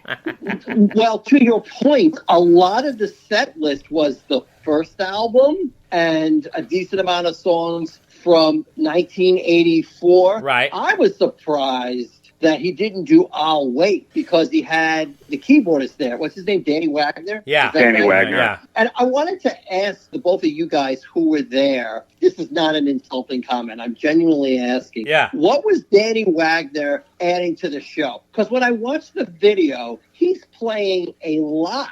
But it wasn't like the recent Sammy live show where you could really hear the keyboard being added to the song. So I'm just wondering, did you guys hear it there, what Danny was adding? I'm going to say straight out, it wasn't as prevalent as the keyboardist for Sam. That's right up front. And that guy, right this away, that guy is singing full up front, and he's playing very much up front. I think Danny, and you can tell me what you think, Darren, I think he was sort of like gelling it all together. Like he was kind of keeping it together. He was definitely the glue there, I think. I don't think it was like right in front. There wasn't a lot of keyboard songs. I don't know if Dave's so crazy about I'll Wait. It's a long song, and I don't know if it's a tune that is as upbeat as he wants it to be. In terms of the set list, I would love to hear So This Is Love and Sinner's Swing and Hear About It Later. I thought the set list was great. I was surprised he didn't play Beautiful Girls. Another hit, I guess you would say he left off, and Pretty Woman is another one, and I'll Wait. Those three are kind of the hits left off. I was really wondering, I know this is ridiculous, and Dave's going to laugh his ass off when I say this, but I was hoping that he would drop something fresh. They've never done Top Jimmy, and I always wanted to see Top Jimmy live, and I was wondering, wouldn't it be cool if he just did Top Jimmy as sort of like a throw-in, because everybody has that album, everybody knows that song because it's on 1984, and it's never, ever been done, and I thought Dave loved that song. So I don't know why he never does that, but whatever. Well, you got Drop Dead Links. I did. That's what that's all That's about. what that is, right? Yeah. Well, first, Top Jimmy, never say never. That wasn't the 30 to 40 songs rehearsed. Because think about it, Van Halen does not have the biggest recorded output. No. So when I hear that they've learned 30 to 40 songs, That's a lot. that pretty much means, okay, Covers so a lot. they probably learned most of the first 6 albums. I did not want to pester any of the people I knew to go, what did you learn today? Right. Like, I didn't want to do that. Right. I wanted to have some surprise to the whole thing. Yeah. But I'm going to say with Danny, there's 2 things to note. First is, remember when I said before that he was originally the drum tech and then moved to the keyboard part? Yeah. Virtuoso drummer. He's Yes. excellent in Warrant, great guitar player and composer, great singer. I think that first off, he's an insurance policy. Okay. If anything were to happen, like, oh, Francis is sick, he can't do the show, well, you know what? We got another drummer in the band who can. Okay. So that's Okay. the first thing, Yep. which I don't think that people thought about. And then the second thing is when Danny was in the band for the 2020 dates, Vegas and the Kiss, a lot of the show was on tracks. They Oh. did have a playback person in the crew. Okay. So I think Danny's role changed from actually running a lot of the show without anybody kind of realizing it, Right. because there was so much canned vocal stuff, and Just the Gigolo and Jump were pretty much recorded, and they were playing over the recording if Right. you watch back. Yeah. And all that kind of stuff. I know that that also pertains to the drums as well. A lot going on there. And then you fast forward to this show in 2025, and it was all live. So pretty much his job was play Jump perfectly and then add color to everything else. Yeah, absolutely. And how would you compare 2025 to 2020? Like driving a Lumina in 2020, having a beat up old car that used to be good, and then somehow magically you traded it in and it works much better and it's perfect and it looks cool. like how did he reverse age? I don't know. When you said he healed his own body magically, I would love to know what that process was. And it was interesting because, you know, that call about throwing in the shoes and all that stuff, he never addressed that. What the fuck? I mean, what was that? Steve, you love the throwing in the shoes. It always confused me. The shoes are back on, they're off, they're in. We're not exactly sure. Exactly. But no, you know, I mean, it's interesting because I'm listening to you guys and I was thinking back, I'm like, it's 5 years. But what went on in the fact that this didn't happen, say, 2 years ago? You know what I'm saying? It's like, why now versus 2 years ago? It's anyone's guess, I'm sure. But compared to your other question, I mean, you would have thought only a couple of years went by. And overall, I mean, the whole attitude, the demeanor, the energy, it's like 5 years did not go by. I mean, for a guy who's 7 years old, Yeah. you got to give it up. And I'm curious what you guys think, because from what I know, the crowd reaction was great. But I spent a lot of time today going on everything from ultimate classic rock to Rockseller, Yeah. Blabbermouth, the Van Halen news desk, of course. I mean, Yeah. and it seems pretty universal. Dave killed. That made me feel really good. Yeah, and I was going to ask you, Darren, how much pressure do you think was on this gig? This seemed like a very big gig for Dave. Obviously, it's before he's going to announce his tour. The band is just coming back together with this new version. Do you think there was a lot of pressure on this gig? I'm going to say is the exact opposite. I thought there was absolutely no pressure on this gig because everyone but me thought it was going to be rotten. I thought that everyone thought he was going to stink based on the 2020 videos, and that's why, you know, full circle here. Right. Why I said, Steve, we have to do this episode. We have to tell people, or else they're going to think that we're idiots. Well, they do think we're idiots, but that's besides the point. Right. And going back to something Steve just said, though, in the room, and Dave C., I think he's going to agree with what I'm saying. In the room, everyone was having the blast, the time of their lives. It was the best show that they had seen. They were psyched. And then you read all these blabbermouth comments, and these all go, he sounds terrible. He sucks. He should retire. He looks like this. Yeah. He's slowed down. He's awful. And I just realized the whole disconnect is that these people were not in the room feeling the energy. Right, sure. And which then makes me think, back to the January 2020 show, the shows that I saw in Vegas, the wife and I loved them. We had a lot of fun. Yeah. When you watch them on YouTube, they're terrible because you don't have the context of what was going on. For sure. Well, Paul Stanley has always said that a live crowd is very forgiving. Oh, okay. So in the moment, and it depends on the sound system you have and all that kind of stuff. I'm curious, when you guys were there, what you thought of Dave vocally. Because from my standpoint, all I have are YouTube videos recorded on a phone. And I thought Dave sounded decent. He wasn't always consistent. He didn't always sound great. There were a couple of times of what Dave Preblé likes to call the Muppet vocals. Yeah. You know, but then the background singers come in and, quite frankly, save his ass when that happens. So I thought for Dave, he was decent. I mean, like, it wasn't the train wreck it could have been. Right. So I'm just curious if you guys felt that way when you were there, and Steve, what you thought as another YouTube viewer. I thought it largely didn't matter because that was only one factor of the show. He started off super strong on Panama. There were shows where he wasn't his best, but it just didn't matter because you think visually there's a lot going on. The background singers, there was a lot to look at right there. The other members were kind of, kept to their Hugh McDonald, the Bon Jovi-like boxes where if you step a foot outside, you get electrocuted. Yep. But, that's the truth. There was just so much energy. If you didn't want to look at the stage, you crane your neck left or right and you look at the crowd and all the people having fun and you go, wow, that's how I felt. Somebody else can now weigh in. I can tell you this. It's so interesting. I mean, we're all from the same generation, and I'm sure you guys will agree. When Dave enters the room, it's a totally different vibe when the other guys enter the room. Like, for example, we saw Winger, and Winger sounded fantastic. Even Darren said to me, can you believe how good Winger is? And while we were texting each other, fantastic. Kip Winger looks great, sounds great. The band was tight as a drum, and even Accept was tight, and they put on a good show. All kinds of the bands there, Slaughter, this and that. But when Dave enters the room, he has a presence that is palpable. I mean, I don't know what it is. People are jazzed to see him.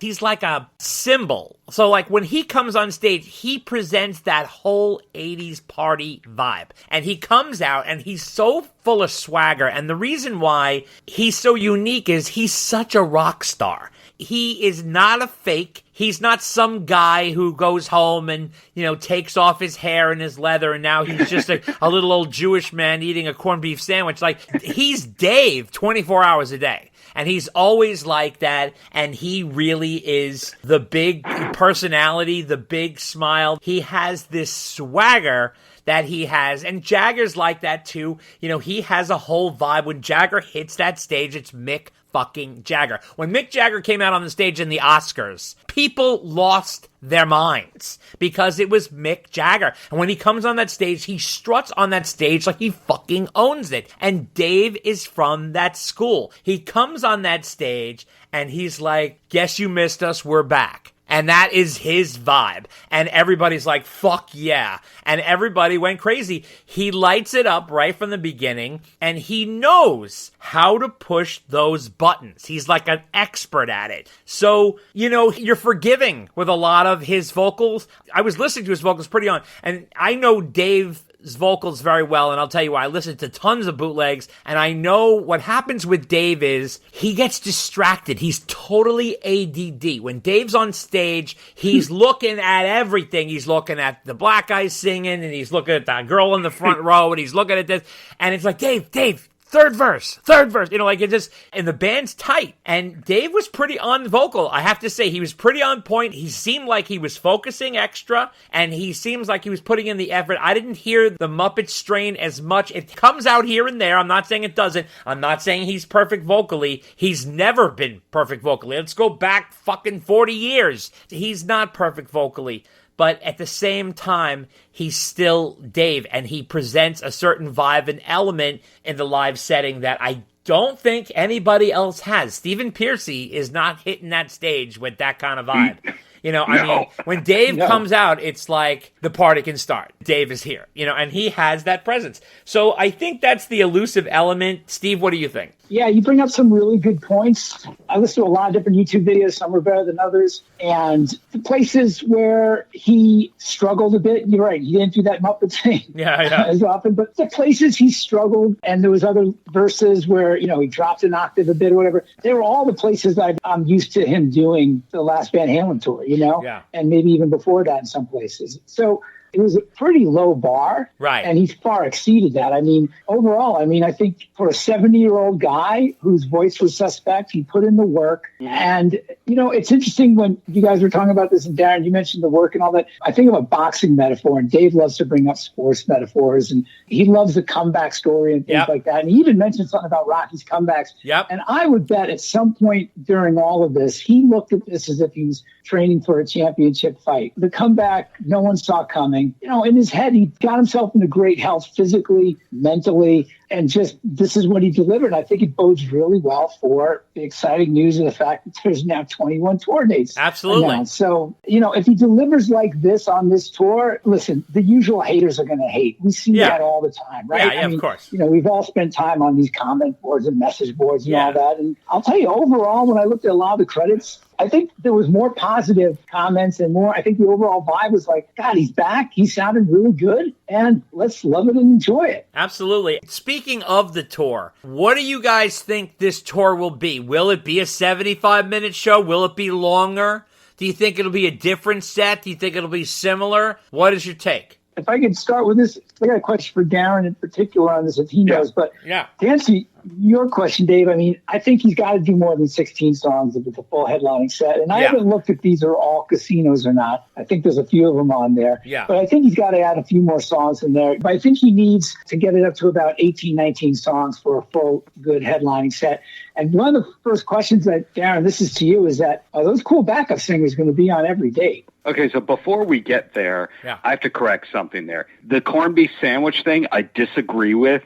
Dave is known to cater deli for some of the meetings and stuff at his house. So he is more of your favorite Jewish uncle than you think. Okay.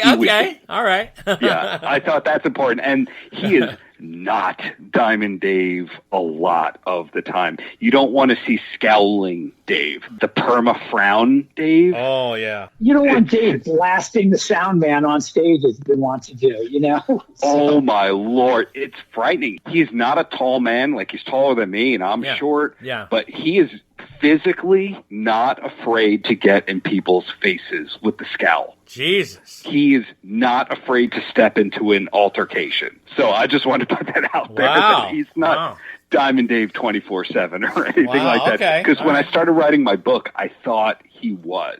Yeah. And then I spoke to people, and I would go, so, it's only going to be positive. We're only going to talk good things about Dave. Don't worry. And they go, what book are you writing? Oh, boy.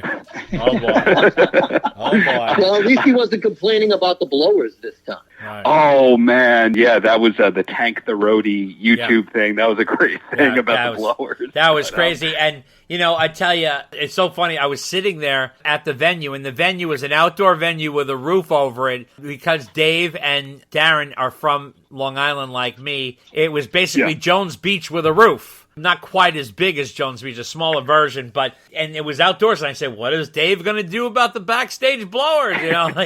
So he's obviously didn't have to deal with that. But also wanted to ask you guys, no mention or tribute or raise a glass to Eddie Van Halen. Was that a surprise to you, or did you expect that? I don't think that he was ever intended on verbally doing that. I think he's big on the subtext, so that the drum riser, the set list, and then him doing the, you know why Van Halen had so many songs with breakdowns, like when he did that kind of thing. Yeah. He's Dave from Van Halen in this show. Yeah. People posted this online, and I went, that makes total sense. The black jumpsuit that he was wearing is very similar to the Elvis 68 comeback special that's jumper. True. That's true. There's so much damn subtext going around. And Steve, I didn't mean to skimp on your question, and I also didn't mean to derail with the corned beef sandwich. So when I say I don't know, the reason I say I don't know is because nobody knows right now. Okay. And by that I mean, this is something, Dave, I think I texted to you off the record, but I'm going to say it. We found out about the tour dates before the band and crew found out about the tour dates. So basically what he's saying, and I think you guys said this on your podcast, it's unbelievable. So what Darren is saying is the shows go up online. And the damn band doesn't have the schedule. They don't even know. So I don't even understand. First of all, that's counterproductive. Why would anybody do that? I don't understand. Don't you need to book your guys to make sure they're clear for the time being so that, you know, you can have them ready to go? I mean, they're the engine to the car. Why would they not be in the loop? Allegedly, there may have been one person who was performing in that band who had a family vacation booked, and, you know, it was a long-standing family vacation kind of thing booked. And they went, I got to take it, and I might lose this gig, but I have to take it. And ultimately they did. But it's a similar thing to what I've heard with Guns N' Roses. Yeah. The only two artists I can think of are GNR and Dave, where there's one person calling all the shots with their management team, and then later everybody gets the itinerary, and possibly the fans have found out about the shows before the people on the stage or backstage. That's amazing. Do you think these people have to live with open schedules, and whenever you're called to go on a fire, the bell rings and you go running, and you think that's the way it is? I don't think that. I know that. Okay. So when I saw the Paramount on Long Island was booked, I reached out to some people and I went, I thought it was only casinos. And they went, we didn't know either. Oh, wow. That's incredible. So now, in terms of the possibilities of alternative to songs, what do you foresee being some alternative? I was thinking maybe Little Guitars, maybe Hang 'em High, maybe Hear About It Later, Sinner's Swing. Probably not Out of Love Again. I don't think he'd touch that. Maybe Somebody Get Me a Doctor, you know, something along those lines. I don't know if he would do Take Your Whiskey Home. Probably not. But, you know, things like that. I mean, Ice Cream Man could possibly be added. You know, that's always a Dave piece. Any other ones that you guys think he might toss in? Or is he going to dip into California Girls, Just a Gigolo, Just Like Paradise? Those are hits. So will he touch that? I also heard that, and you guys are the Roth experts, that he doesn't like Yankee Rose. Is this true? He has an issue with his own Yankee Rose? I've heard that. I think it was Mike Musselman who told me that somebody asked him rehearsal about Yankee Rose, and he said that legitimately you can only play that song on the 4th of July. Oh. It was something along those lines, it's and like he doesn't Christmas like tune. it and all that kind of stuff. But I don't think that the set list is fully determined. I think it's all been rehearsed, and then he might change his mind. Because going back to that 2021 residency that fell through, that was supposed to happen, they did all the rehearsals and all that kind of stuff. They, I think, originally went from having solo songs at the end of the set to not having the solo songs.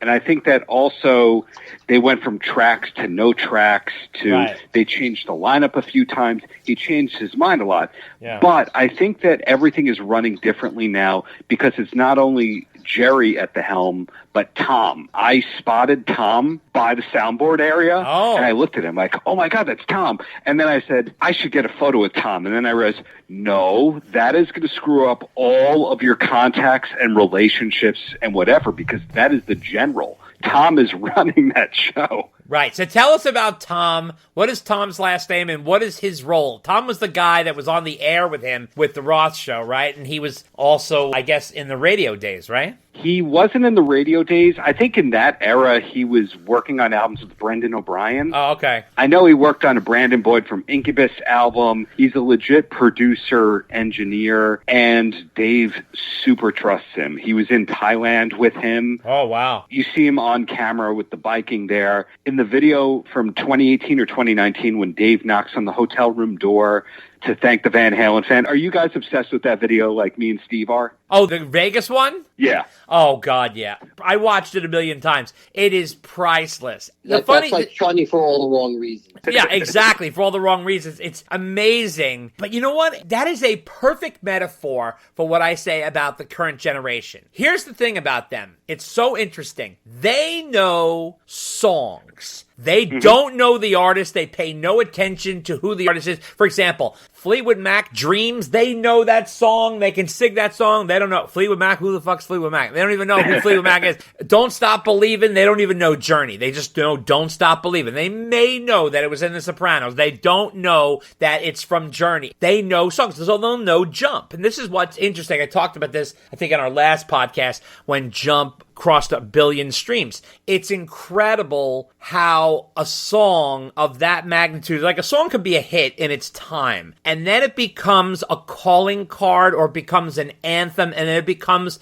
a song of a generation, and it becomes something other than the band. It's not even like a Van Halen song anymore. It's now this 80s anthem that represents an entire generation, and it becomes this thing that's almost separate from the band because it's so huge. And it's funny that when you start getting removed like that and then people grow up, they get accustomed to that sort of association to the song. They don't associate it with 1984 or the video or the band because the band doesn't exist anymore and they're not playing live, and Van Halen doesn't curate their legacy the way they should. So they're not like AC/DC or Led Zeppelin, who are always sort of in touch with the zeitgeist of music, where people know who AC/DC is, people know Led Zeppelin, people know the name Van Halen, and very often they'll associate it with Eddie. Oh, that's that guitarist, who does the deedly deedly dee on the guitar. But Jump, I always said, it's an outlier. It doesn't even sound like anything else in the catalog.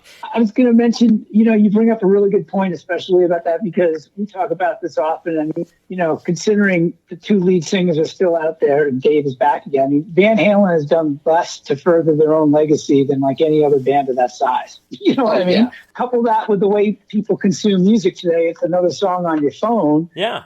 We knew who was on and who made every favorite song that we were playing all the time, right? Yeah. To butt in further, Dave C. and I were texting about this. Yeah. No T-shirts from Dave at this gig. Yeah. No merch. No merch at all. Which was zero. Just like Vegas 2020. Yes. Nothing. And that's the other thing. That is crazy. It's a huge loss. And here's the funny thing. So this is what I started noticing. So I went up to the merge booth just to see what they had, obviously to see if Dave had anything there. And then I sat there for a while and I just watched, and people were coming up to see if they could get a Dave shirt, and there was no Dave shirts. I was standing there for maybe 10, 15 minutes, and the guy was like, yeah, no Dave shirts, no Dave shirts, no Dave shirts. And I was like, motherfucker, this is really interesting. Now, as we all know, in 2025, there's 3 main sources of income when it comes to these shows. Number 1, it's the band guarantee. Number 2, it's the merch. And number 3, it's the VIP meet and greet experiences. And bands make up a lot of cash doing this. Motley Crue, forget it. The money that they make on this is insane in merch and in VIP experiences and all this kinds of stuff. Now, it was so funny. I was texting with Darren, and we were talking about this. I was like, no merch. Can you believe this? And he was like, yeah, Dave's not into the T-shirt thing, but I'm wondering if he's going to do something on a solo tour. He must. I can't imagine he's going to go out. But then again, he did a residency in Vegas and didn't do any fucking shirts either. I don't think he will. Wow. I don't think it's about the money for him. That's incredible. It's really weird to say this kind of thing, but further, Dave C. and I were texting, and I was explaining, it's not about the money. Dave is not cheap. Yeah. And take that Alex Van Halen drum riser, for example. Yeah. That doesn't cost $100 to freight across the country. No. Oh, no. That thing is expensive. Yeah. And then you take all the money that he sunk into this tour. I don't think it's about getting rich. I think that there's meaning to this whole tour. This is a revenge tour. This is an I Am Van Halen tour. Oh. And the T-shirts don't mean anything to him. He might go, okay, that'll net me an extra $200,000. Who cares? I'll make it elsewhere if I really need it. But he doesn't need it now, based on, off-the-record stuff I hear. Yeah. Now, wow, that is crazy. It's crazy. I'm going to disagree. I'm thinking he's going to have maybe a shirt or two when he actually tours around.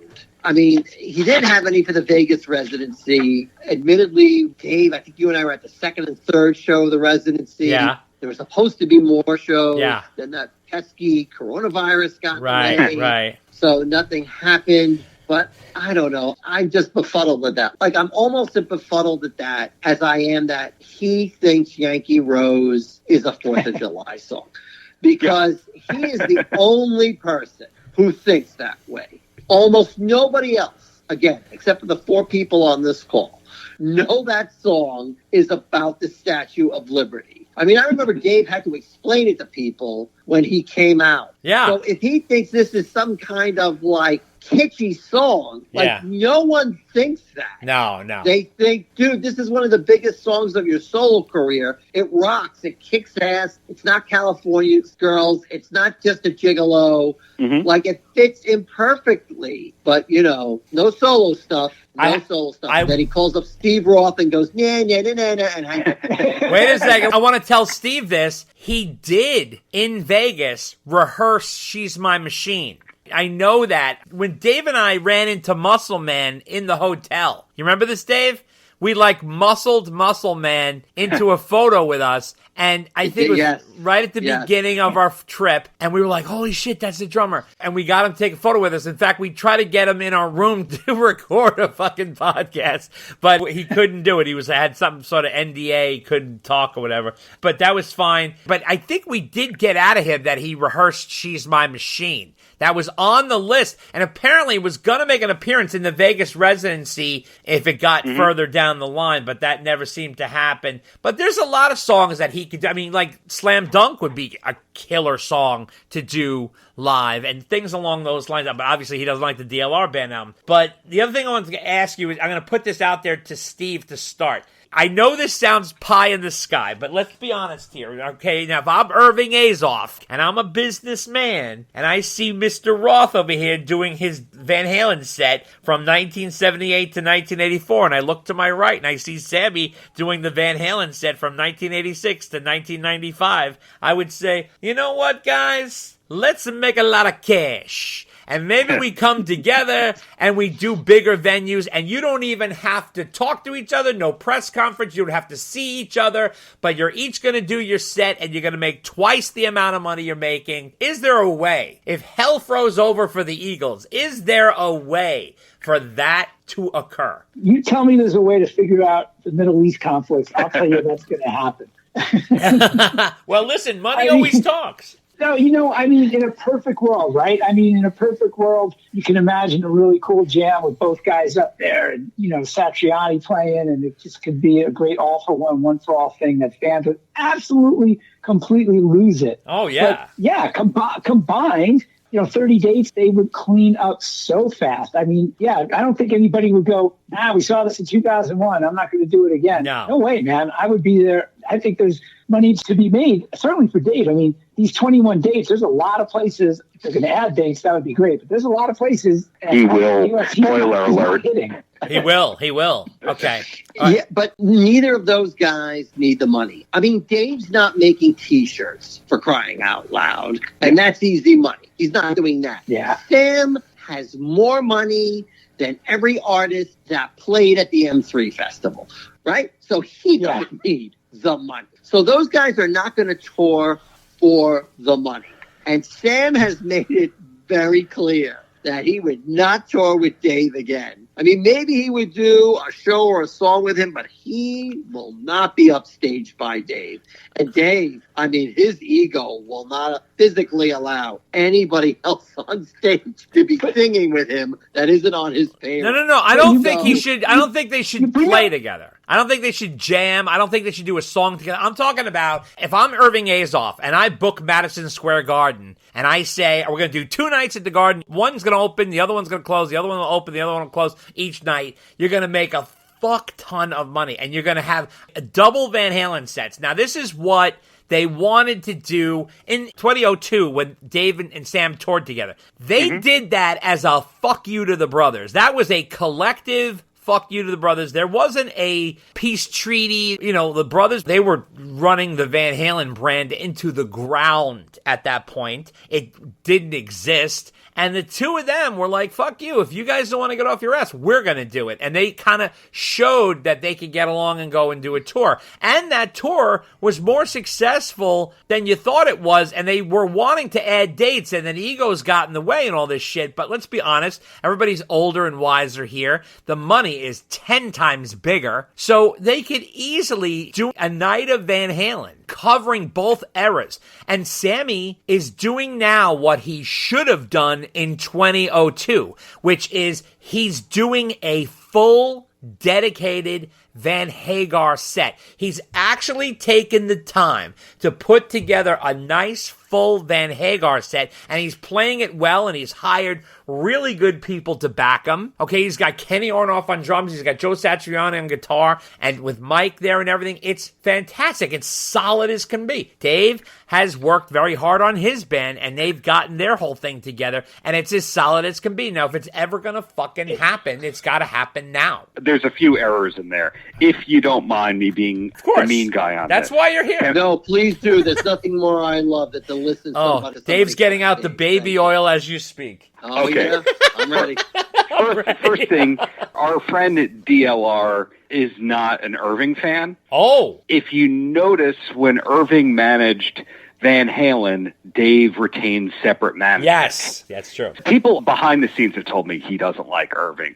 I know he likes Irving's money. Yeah. And I have proof of that, but he doesn't like Irving. So if Irving's the one that proposed the tour, then that's going to be a no. Okay. A very, very hard no. Second thing is, and I talked a little bit about this in my book, and I can reveal the sources now, because back then I couldn't. Yeah. The 2002 Sam and Dave tour was supposed to go maybe up to 18 months. Yes. You know, not straight 18 months, but right. Okay, we take off a month or two here. Yeah. But it was supposed to keep going, go to Japan, go to Europe, do more markets in the U.S. Absolutely. Dave was game. Sammy's the one who pulled the plug. Nice guy Sammy is who could not work with them. Wow. And my sources on that were a combination of Jesse Harms, who played keyboard on Eat 'em and Smile and was in Sammy's band for a long time. Sure. And Doug Short, who was Dave's, initially he was the sound man number 5. Okay. And then he eventually worked his way up to tour manager. And we lost him within the last year and a half. Okay. Really nice, talented guy. To also add with that, in terms of money, it's actually not as lucrative as you think it would be to do sheds, co-bill or headline, compared to casinos.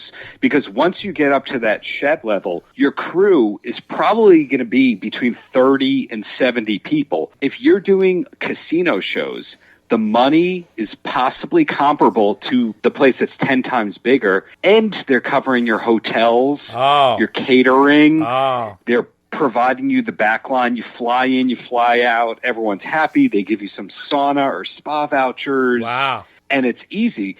So if you think about, you know, Blink-182 going on the road, they're going to go out with 60 to 100 people. Right. Because here's your meet and greet coordinator, and here's the tour accountant, and here's this. And they had a big production, too. Big production. Yeah, big time. Pyro, etc. Whereas Dave goes to whatever undesirable casino in the Midwest. No offense, undesirable Midwest casinos. Right. Like the lowest low end would be 75 grand guaranteed. Wow. And possibly 150, 200, which is comparable to what he'd be getting at Jones Beach, where he then has to put that full crew together, all the logistics. He doesn't control anything. Plus, they only want you to do 75 minutes at the casino because you're keeping the people off the floor from gambling. Right, that's true. Now, what did you guys think of the venues? Steve, what did you think of the venues that are booked on this tour? Are they smaller than you expected or about the same size? They're pretty much about the same size.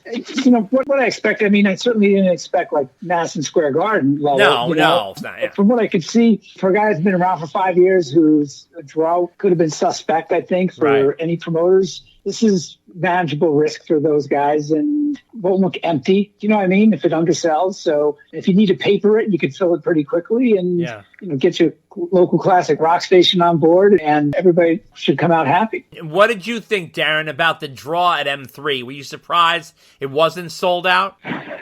I'm trying to think whether or not I should say this. I knew All on the Tickets sucked in terms of the sales. Right. And it looked to be a little bit papered. When you were looking around, you'd see full empty rows. Yeah. But I guess if it's dark in the right places and people are standing up, it doesn't look that way. But the lawn was a ghost town. Some of the rows were outright empty. And plus, we know that there's a lot of artist comps and household ticket kind of situations right there. But I may have heard a rumor about them over-reporting sales to Dave about how well it was doing. It was the biggest M3 festival we ever had. It was huge. Yeah.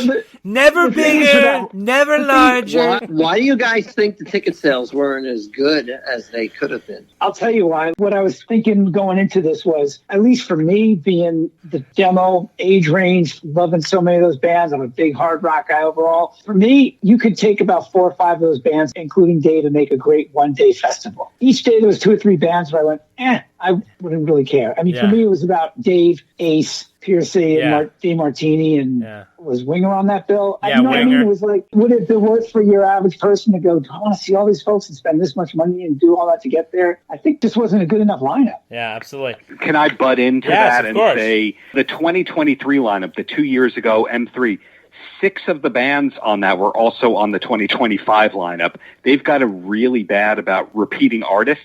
That's the first part. And the second part is, I think this is the first or second year that they didn't have Kicks on the lineup. Yes. And Long Island is to Billy Joel as That Part of Maryland is to Kicks. Yep. Right. They retired, though. That's the end, you know? Yeah. So now let me ask you, Darren and Steve, you could chime in on this too.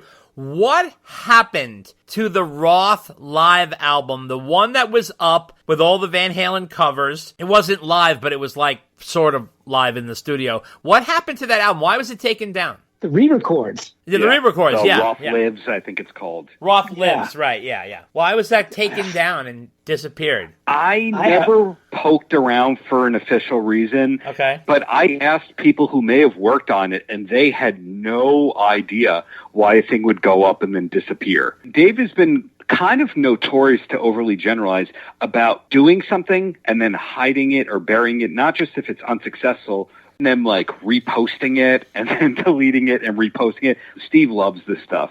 How many times have they reposted No Holds Barbecue footage? Yeah, exactly. I was just thinking too, how many times do they post something on YouTube and you're like dying? Yeah, come on, put it on Spotify, would you? And it never shows up. Exactly. You know, I don't know if one person knows what the other one's doing when it comes to where and how and when they're releasing things, which is ridiculous and kind of amateurish. Was there a different kind of truth wages war going on behind the scenes in that I think Dave was looking to renegotiate the pie because obviously Wolfgang is getting 50% of that because obviously he gets his share in Eddie's or something, and I think that they were looking to redistribute that, but obviously considering that Wolfgang is Eddie's estate, I heard there was the holdout, that's why it was taken down from streaming and then put back up. There was like some sort of like lawyer tussle. Did you guys hear something about this? That's different from what I heard. Steve, did you hear something different? No, not really. I mean, that whole thing has just been so opaque. I'll tell you, that's a soap opera I would love to really get a lot of info on, but I didn't hear anything like that specifically. Okay. I heard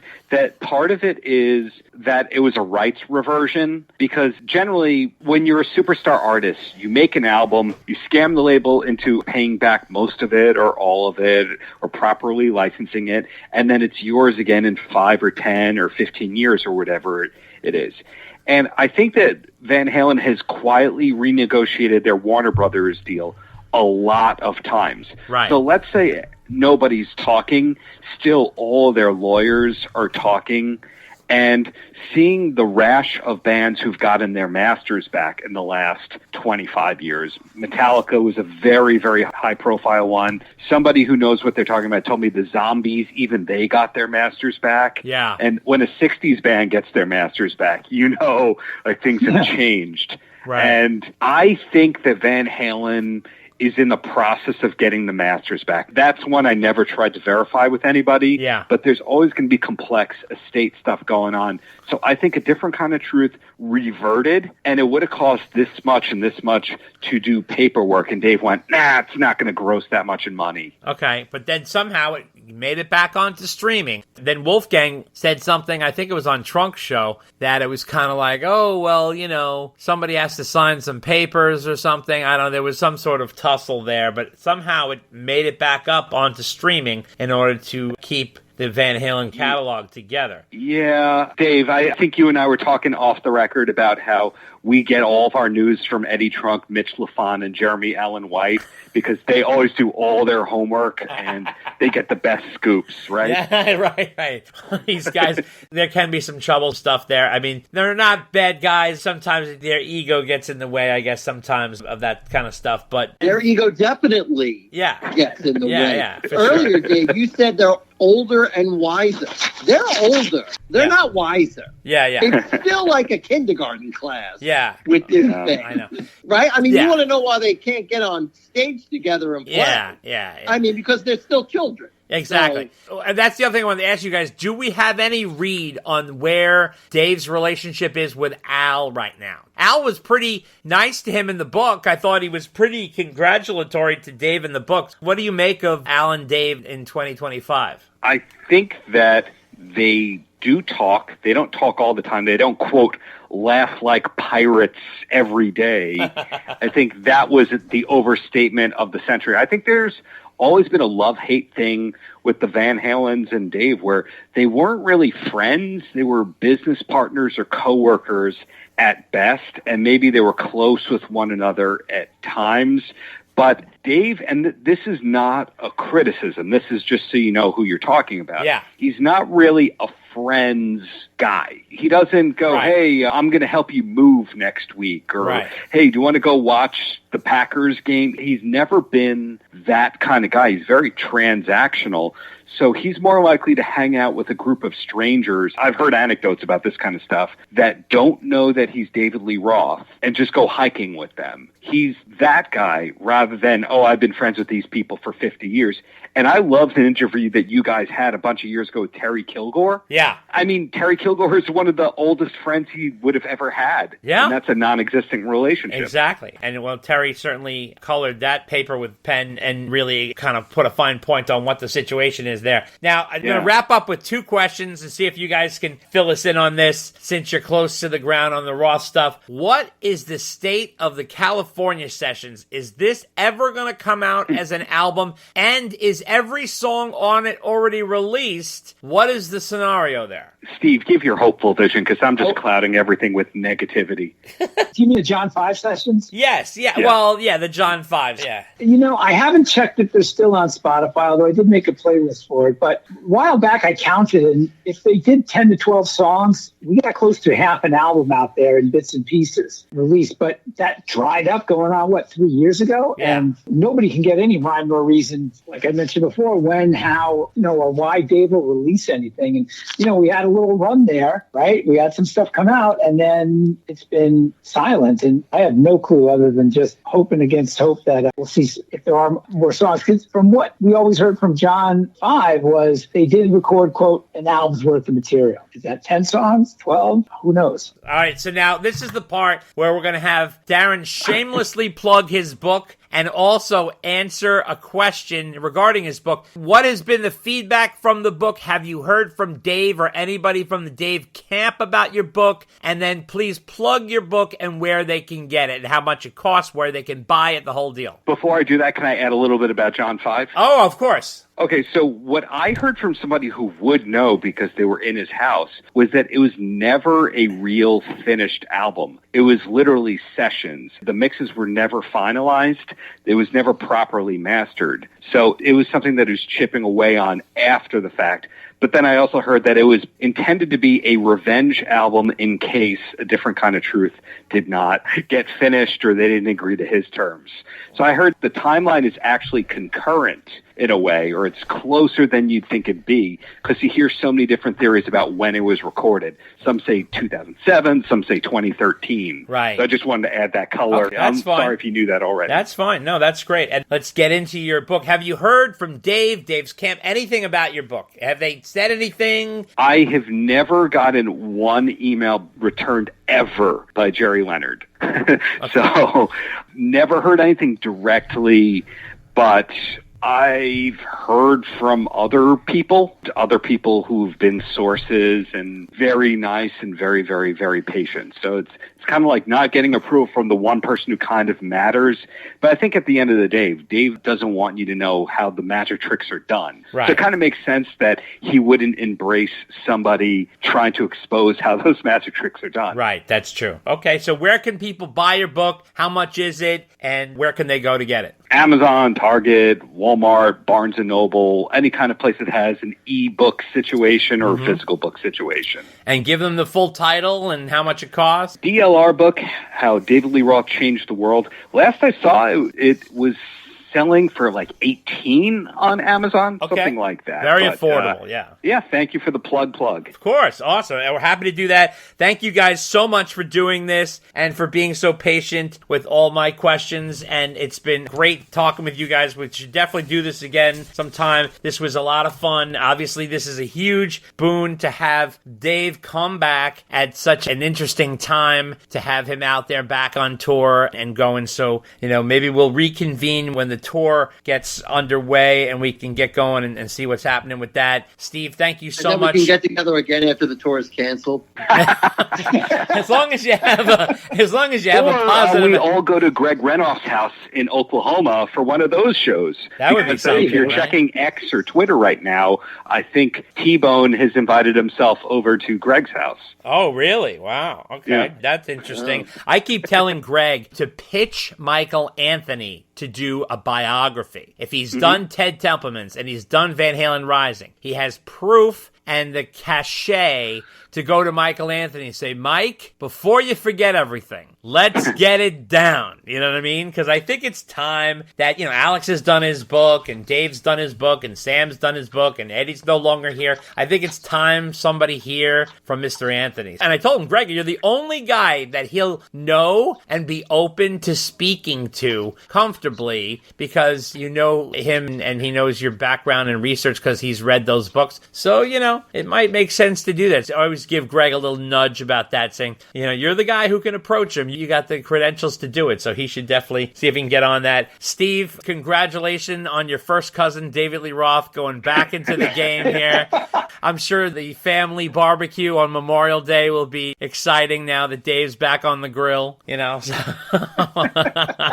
Steve, what's the name of your new podcast? Oh, you have a new podcast? Yes, my Embryonic Will podcast. It's called Another Cool Rock Podcast. So after years of talking about doing something else, I finally got off the dime and started doing something else. Tell us about the podcast. What's going to be on it? It's all about talking to people who love to make, produce, listen, record, create rock music with someone who loves to talk about all that stuff, me. Okay, all right, sounds good. Cool. Good luck with it. Some more. Is it launched already? Yeah. We 4 episodes in, a couple interviews up there. Got another one in the can, so it's all with your favorite podcast providers. And then since some of our people are also still listening, presumably, yes. What are Dave and Dave doing besides Dave and Dave Unchained? We're sort of a one-trick pony. You shoot a load and we'll see you next month. That is fairly accurate. Dave and I, we don't set the bar super high because we want to be able to make it over the pole. Dave has a pretty busy life outside of the podcast, and so do I, and we're both busy with work and home and stuff. So it's hard to do a lot more than that because we're so busy. So the podcast takes a lot of time to put together. Not that we're saying it's perfect or so wonderful or whatever, but, we're working on a Forrest Gump level of production on our end. You guys do a great job, man. I got to tell you, I've been fans of you guys for a while. I love the drops you put in there. Yeah. You featured one of the authors from my day job, Martin Popoff. I remember loving that interview. You guys are hilarious, and you guys do a great job. And I got to ask, because the number that came up, are all of us Long Islanders? Oh, my God, yeah. Steve, you're from Long Island? I grew up exit 72 off the LIE in Riverhead. Wow. Are you still there? Bro. Holy cow. Are you still there? No. I'm in Minneapolis. From 3rd grade on, I grew up not in the island, as we all know, on the island. On the island. That's right. I grew up on Long Island, and Dave geographically grew up on Long Island, but he was in Queens, so I don't know if he counts. I'm on the border, actually, Right. Not right now. Exactly. I've been living here. I went to school out here and spent all my time out here, but my physical house was on the border of Nassau County and Queens and Douglaston. But yeah, absolutely. As Jerry Seinfeld says, you live on the island, you go in the city. Right. Bingo. Exactly. Bingo. You go on the train, you go in the car. No, I think that's the Jim Carrey doing Jerry Seinfeld Yes, on the Living Color that you're doing. Yes, it's the very poor version of Jerry Seinfeld. So, so we're basically like Wayne's World, the 50-year-old edition. What happened was, with our podcast, is, Dave and I would have these conversations on the phone. At some point, I was like, we should just record this. When podcasts came out, we just celebrated our 9th anniversary, which was exciting. Mm-hmm. I was like, maybe we could do a Van Halen podcast. They didn't have one at the time. And I was like, I was thinking about all these different things, and I had interviewed a lot of different people in the band and stuff. We have met the band. We've gone to all these different events. And I said, maybe we could do that. And then we just kind of like went one to one, and we just kept going. And now we're like 9 years into this. And so it's been going, and we're happy, where we're at. We like to just basically deliver a cool podcast every month, or at least what we think is a fun, cool podcast. And, we've created a nice little shingle. It's nothing that, we make money with or thrive with, but it's a hobby and it's fun. We have a nice community. We have people from all over the world listening, which is really cool. We have friends of ours in Australia and friends of ours in Iran that regularly write in, people from Switzerland. It's really kind of neat to kind of connect with everybody. And it's amazing.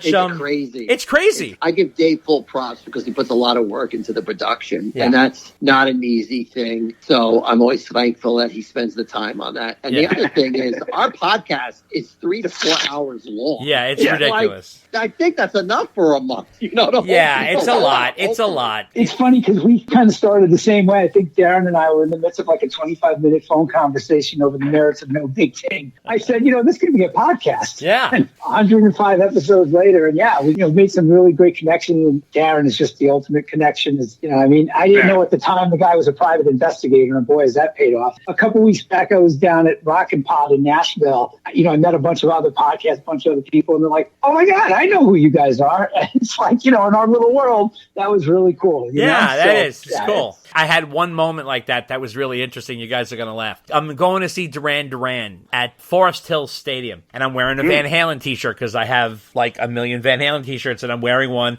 and I don't even think that I'm wearing a Van Halen t-shirt. I'm just walking around. So I go to the bathroom, and then I wait online. I'm getting a water, and then this guy comes up to me and goes, "Oh man," he's like guy our age, and he's like, "Dude, I wish I was seeing Van Halen tonight." And he was like all excited because he saw my shirt. He's like, "I love that shirt. Where'd you get it?" Blah blah blah. And I said, "Oh I just got it online, this that." "Oh yeah." And then he goes, "You know what? Are you a Van Halen fan?" I said, "Yeah, I'm a big Van Halen fan." And he goes, "There's a podcast you got to listen to if you like Van Halen." I didn't even think he was going to say mine. I didn't know what he was going to say. I was like, "Oh, what are you talking about?" I think he was like, "I say Eddie Trunk or something, And he goes, "Dave and Dave Unchained." And I started laughing hysterically. And he goes, "What's so funny?" I go, "That's my podcast." And he goes, "No, it's not." And then I go, "Yeah." I said, "My name's Dave." And he goes, "Wait a minute. Are you Loud Dave or Quiet Dave?" And I said, "Well, I'm Loud Dave." And he goes, "Oh my God, I got to get a picture with you." Which is kind of funny. So that was a funny scenario. And it was also fun, especially when you meet like hardcore Van Halen fans. So when I was online for the Alex Van Halen book signing in Manhattan, that was back in October. And I'm like online for hours on end, right? And we're all like guys in our 50s. We all have to go to the bathroom, and it's like we're standing online, and there's like no place to sit or go to the bathroom for hours. We're like, boy, do we love Alex. So we're waiting online, and then what I did was, in order to pass the time and also get some material for the special I was going to do on the podcast, I started interviewing the guys online, just, one by one. It was so much fun because they were all had listened to the podcast, and once I explained to them, they were like, "Oh my God," because obviously there's no facial recognition because we're on TV or anything like that, but it was good. I thought that story about Forest Hill Stadium was going to take a different turn. Oh. So we have a regular listener who's become a friend named Matthew Speddings from England, who flies to the U.S. regularly to see Duran Duran. Oh, okay. And I know he was at that show, and I thought you were supposed to say, "And this British gentleman," and go, "Oh, you met Matt. He's our listener, not your listener." Oh, He's no. Ours. Okay, yeah. But not what happened. I forgot that I was even wearing a Van Halen t-shirt. He was just like, "I wish I was seeing Van Halen tonight instead of Duran Duran." Yeah. It was just funny. I think Andy Taylor, too, would have said that as well. Yeah. Because Andy Taylor has come out as a huge Dave fan. That's true. Very true. Andy Taylor, I don't know if you heard this, but was supposed to be the opening act on the Eat 'Em and Smile tour. Yeah. That's right. Yeah. and got canceled. I don't know what happened there, but I even had back, I don't know, I don't have it anymore, but there was an ad that I had said special guest Andy Taylor, and it turned out to be, I think it was Tesla instead. Tesla, yeah. Yeah, that's who replaced him. But anyway, so plug the Paltrowitz podcast. The Paltrocast with Dan Paltrocast, Paltrowitz. It started off as an audio podcast. Then I started putting on TV stations and OTT carriers, and then also doing articles. So the same interview gets put out as audio, a TV thing, and an article. And I post content, 5 to 7 days a week. And sometimes it's historians. Like I had the guy who introduced Lars Ulrich to Metal Blade Records on a couple of days ago. Wow. And then sometimes it's actresses on Hulu junkets or Chris Elliott or something. So it's a mix of comedy, forced Van Halen questions into these kinds of junkets. That happens a lot. Of course. Like, hey, Jason Biggs, so what's your favorite Van Halen album? That happens a lot. That's awesome. So, I love that. Thank you. Thank you so much. I really appreciate all this time. I know it was lengthy, but I think it was worthwhile, and it was a really lot of fun. We'll definitely do this again once the tour gets going, and it'd be fun to kind of chew the fat on that, too. Our pleasure. Our pleasure. This was great. Again, I really love the cast, guys. It's so much fun to listen to, and you guys have great chemistry, and I love the energy between you two, and you do a killer job on the ridiculous amount of details on Dave. I'm just waiting to hang on to hear what breakfast cereal he has, and I'm sure that'll be on the next episode. Likewise. See you at a casino soon. Absolutely, man.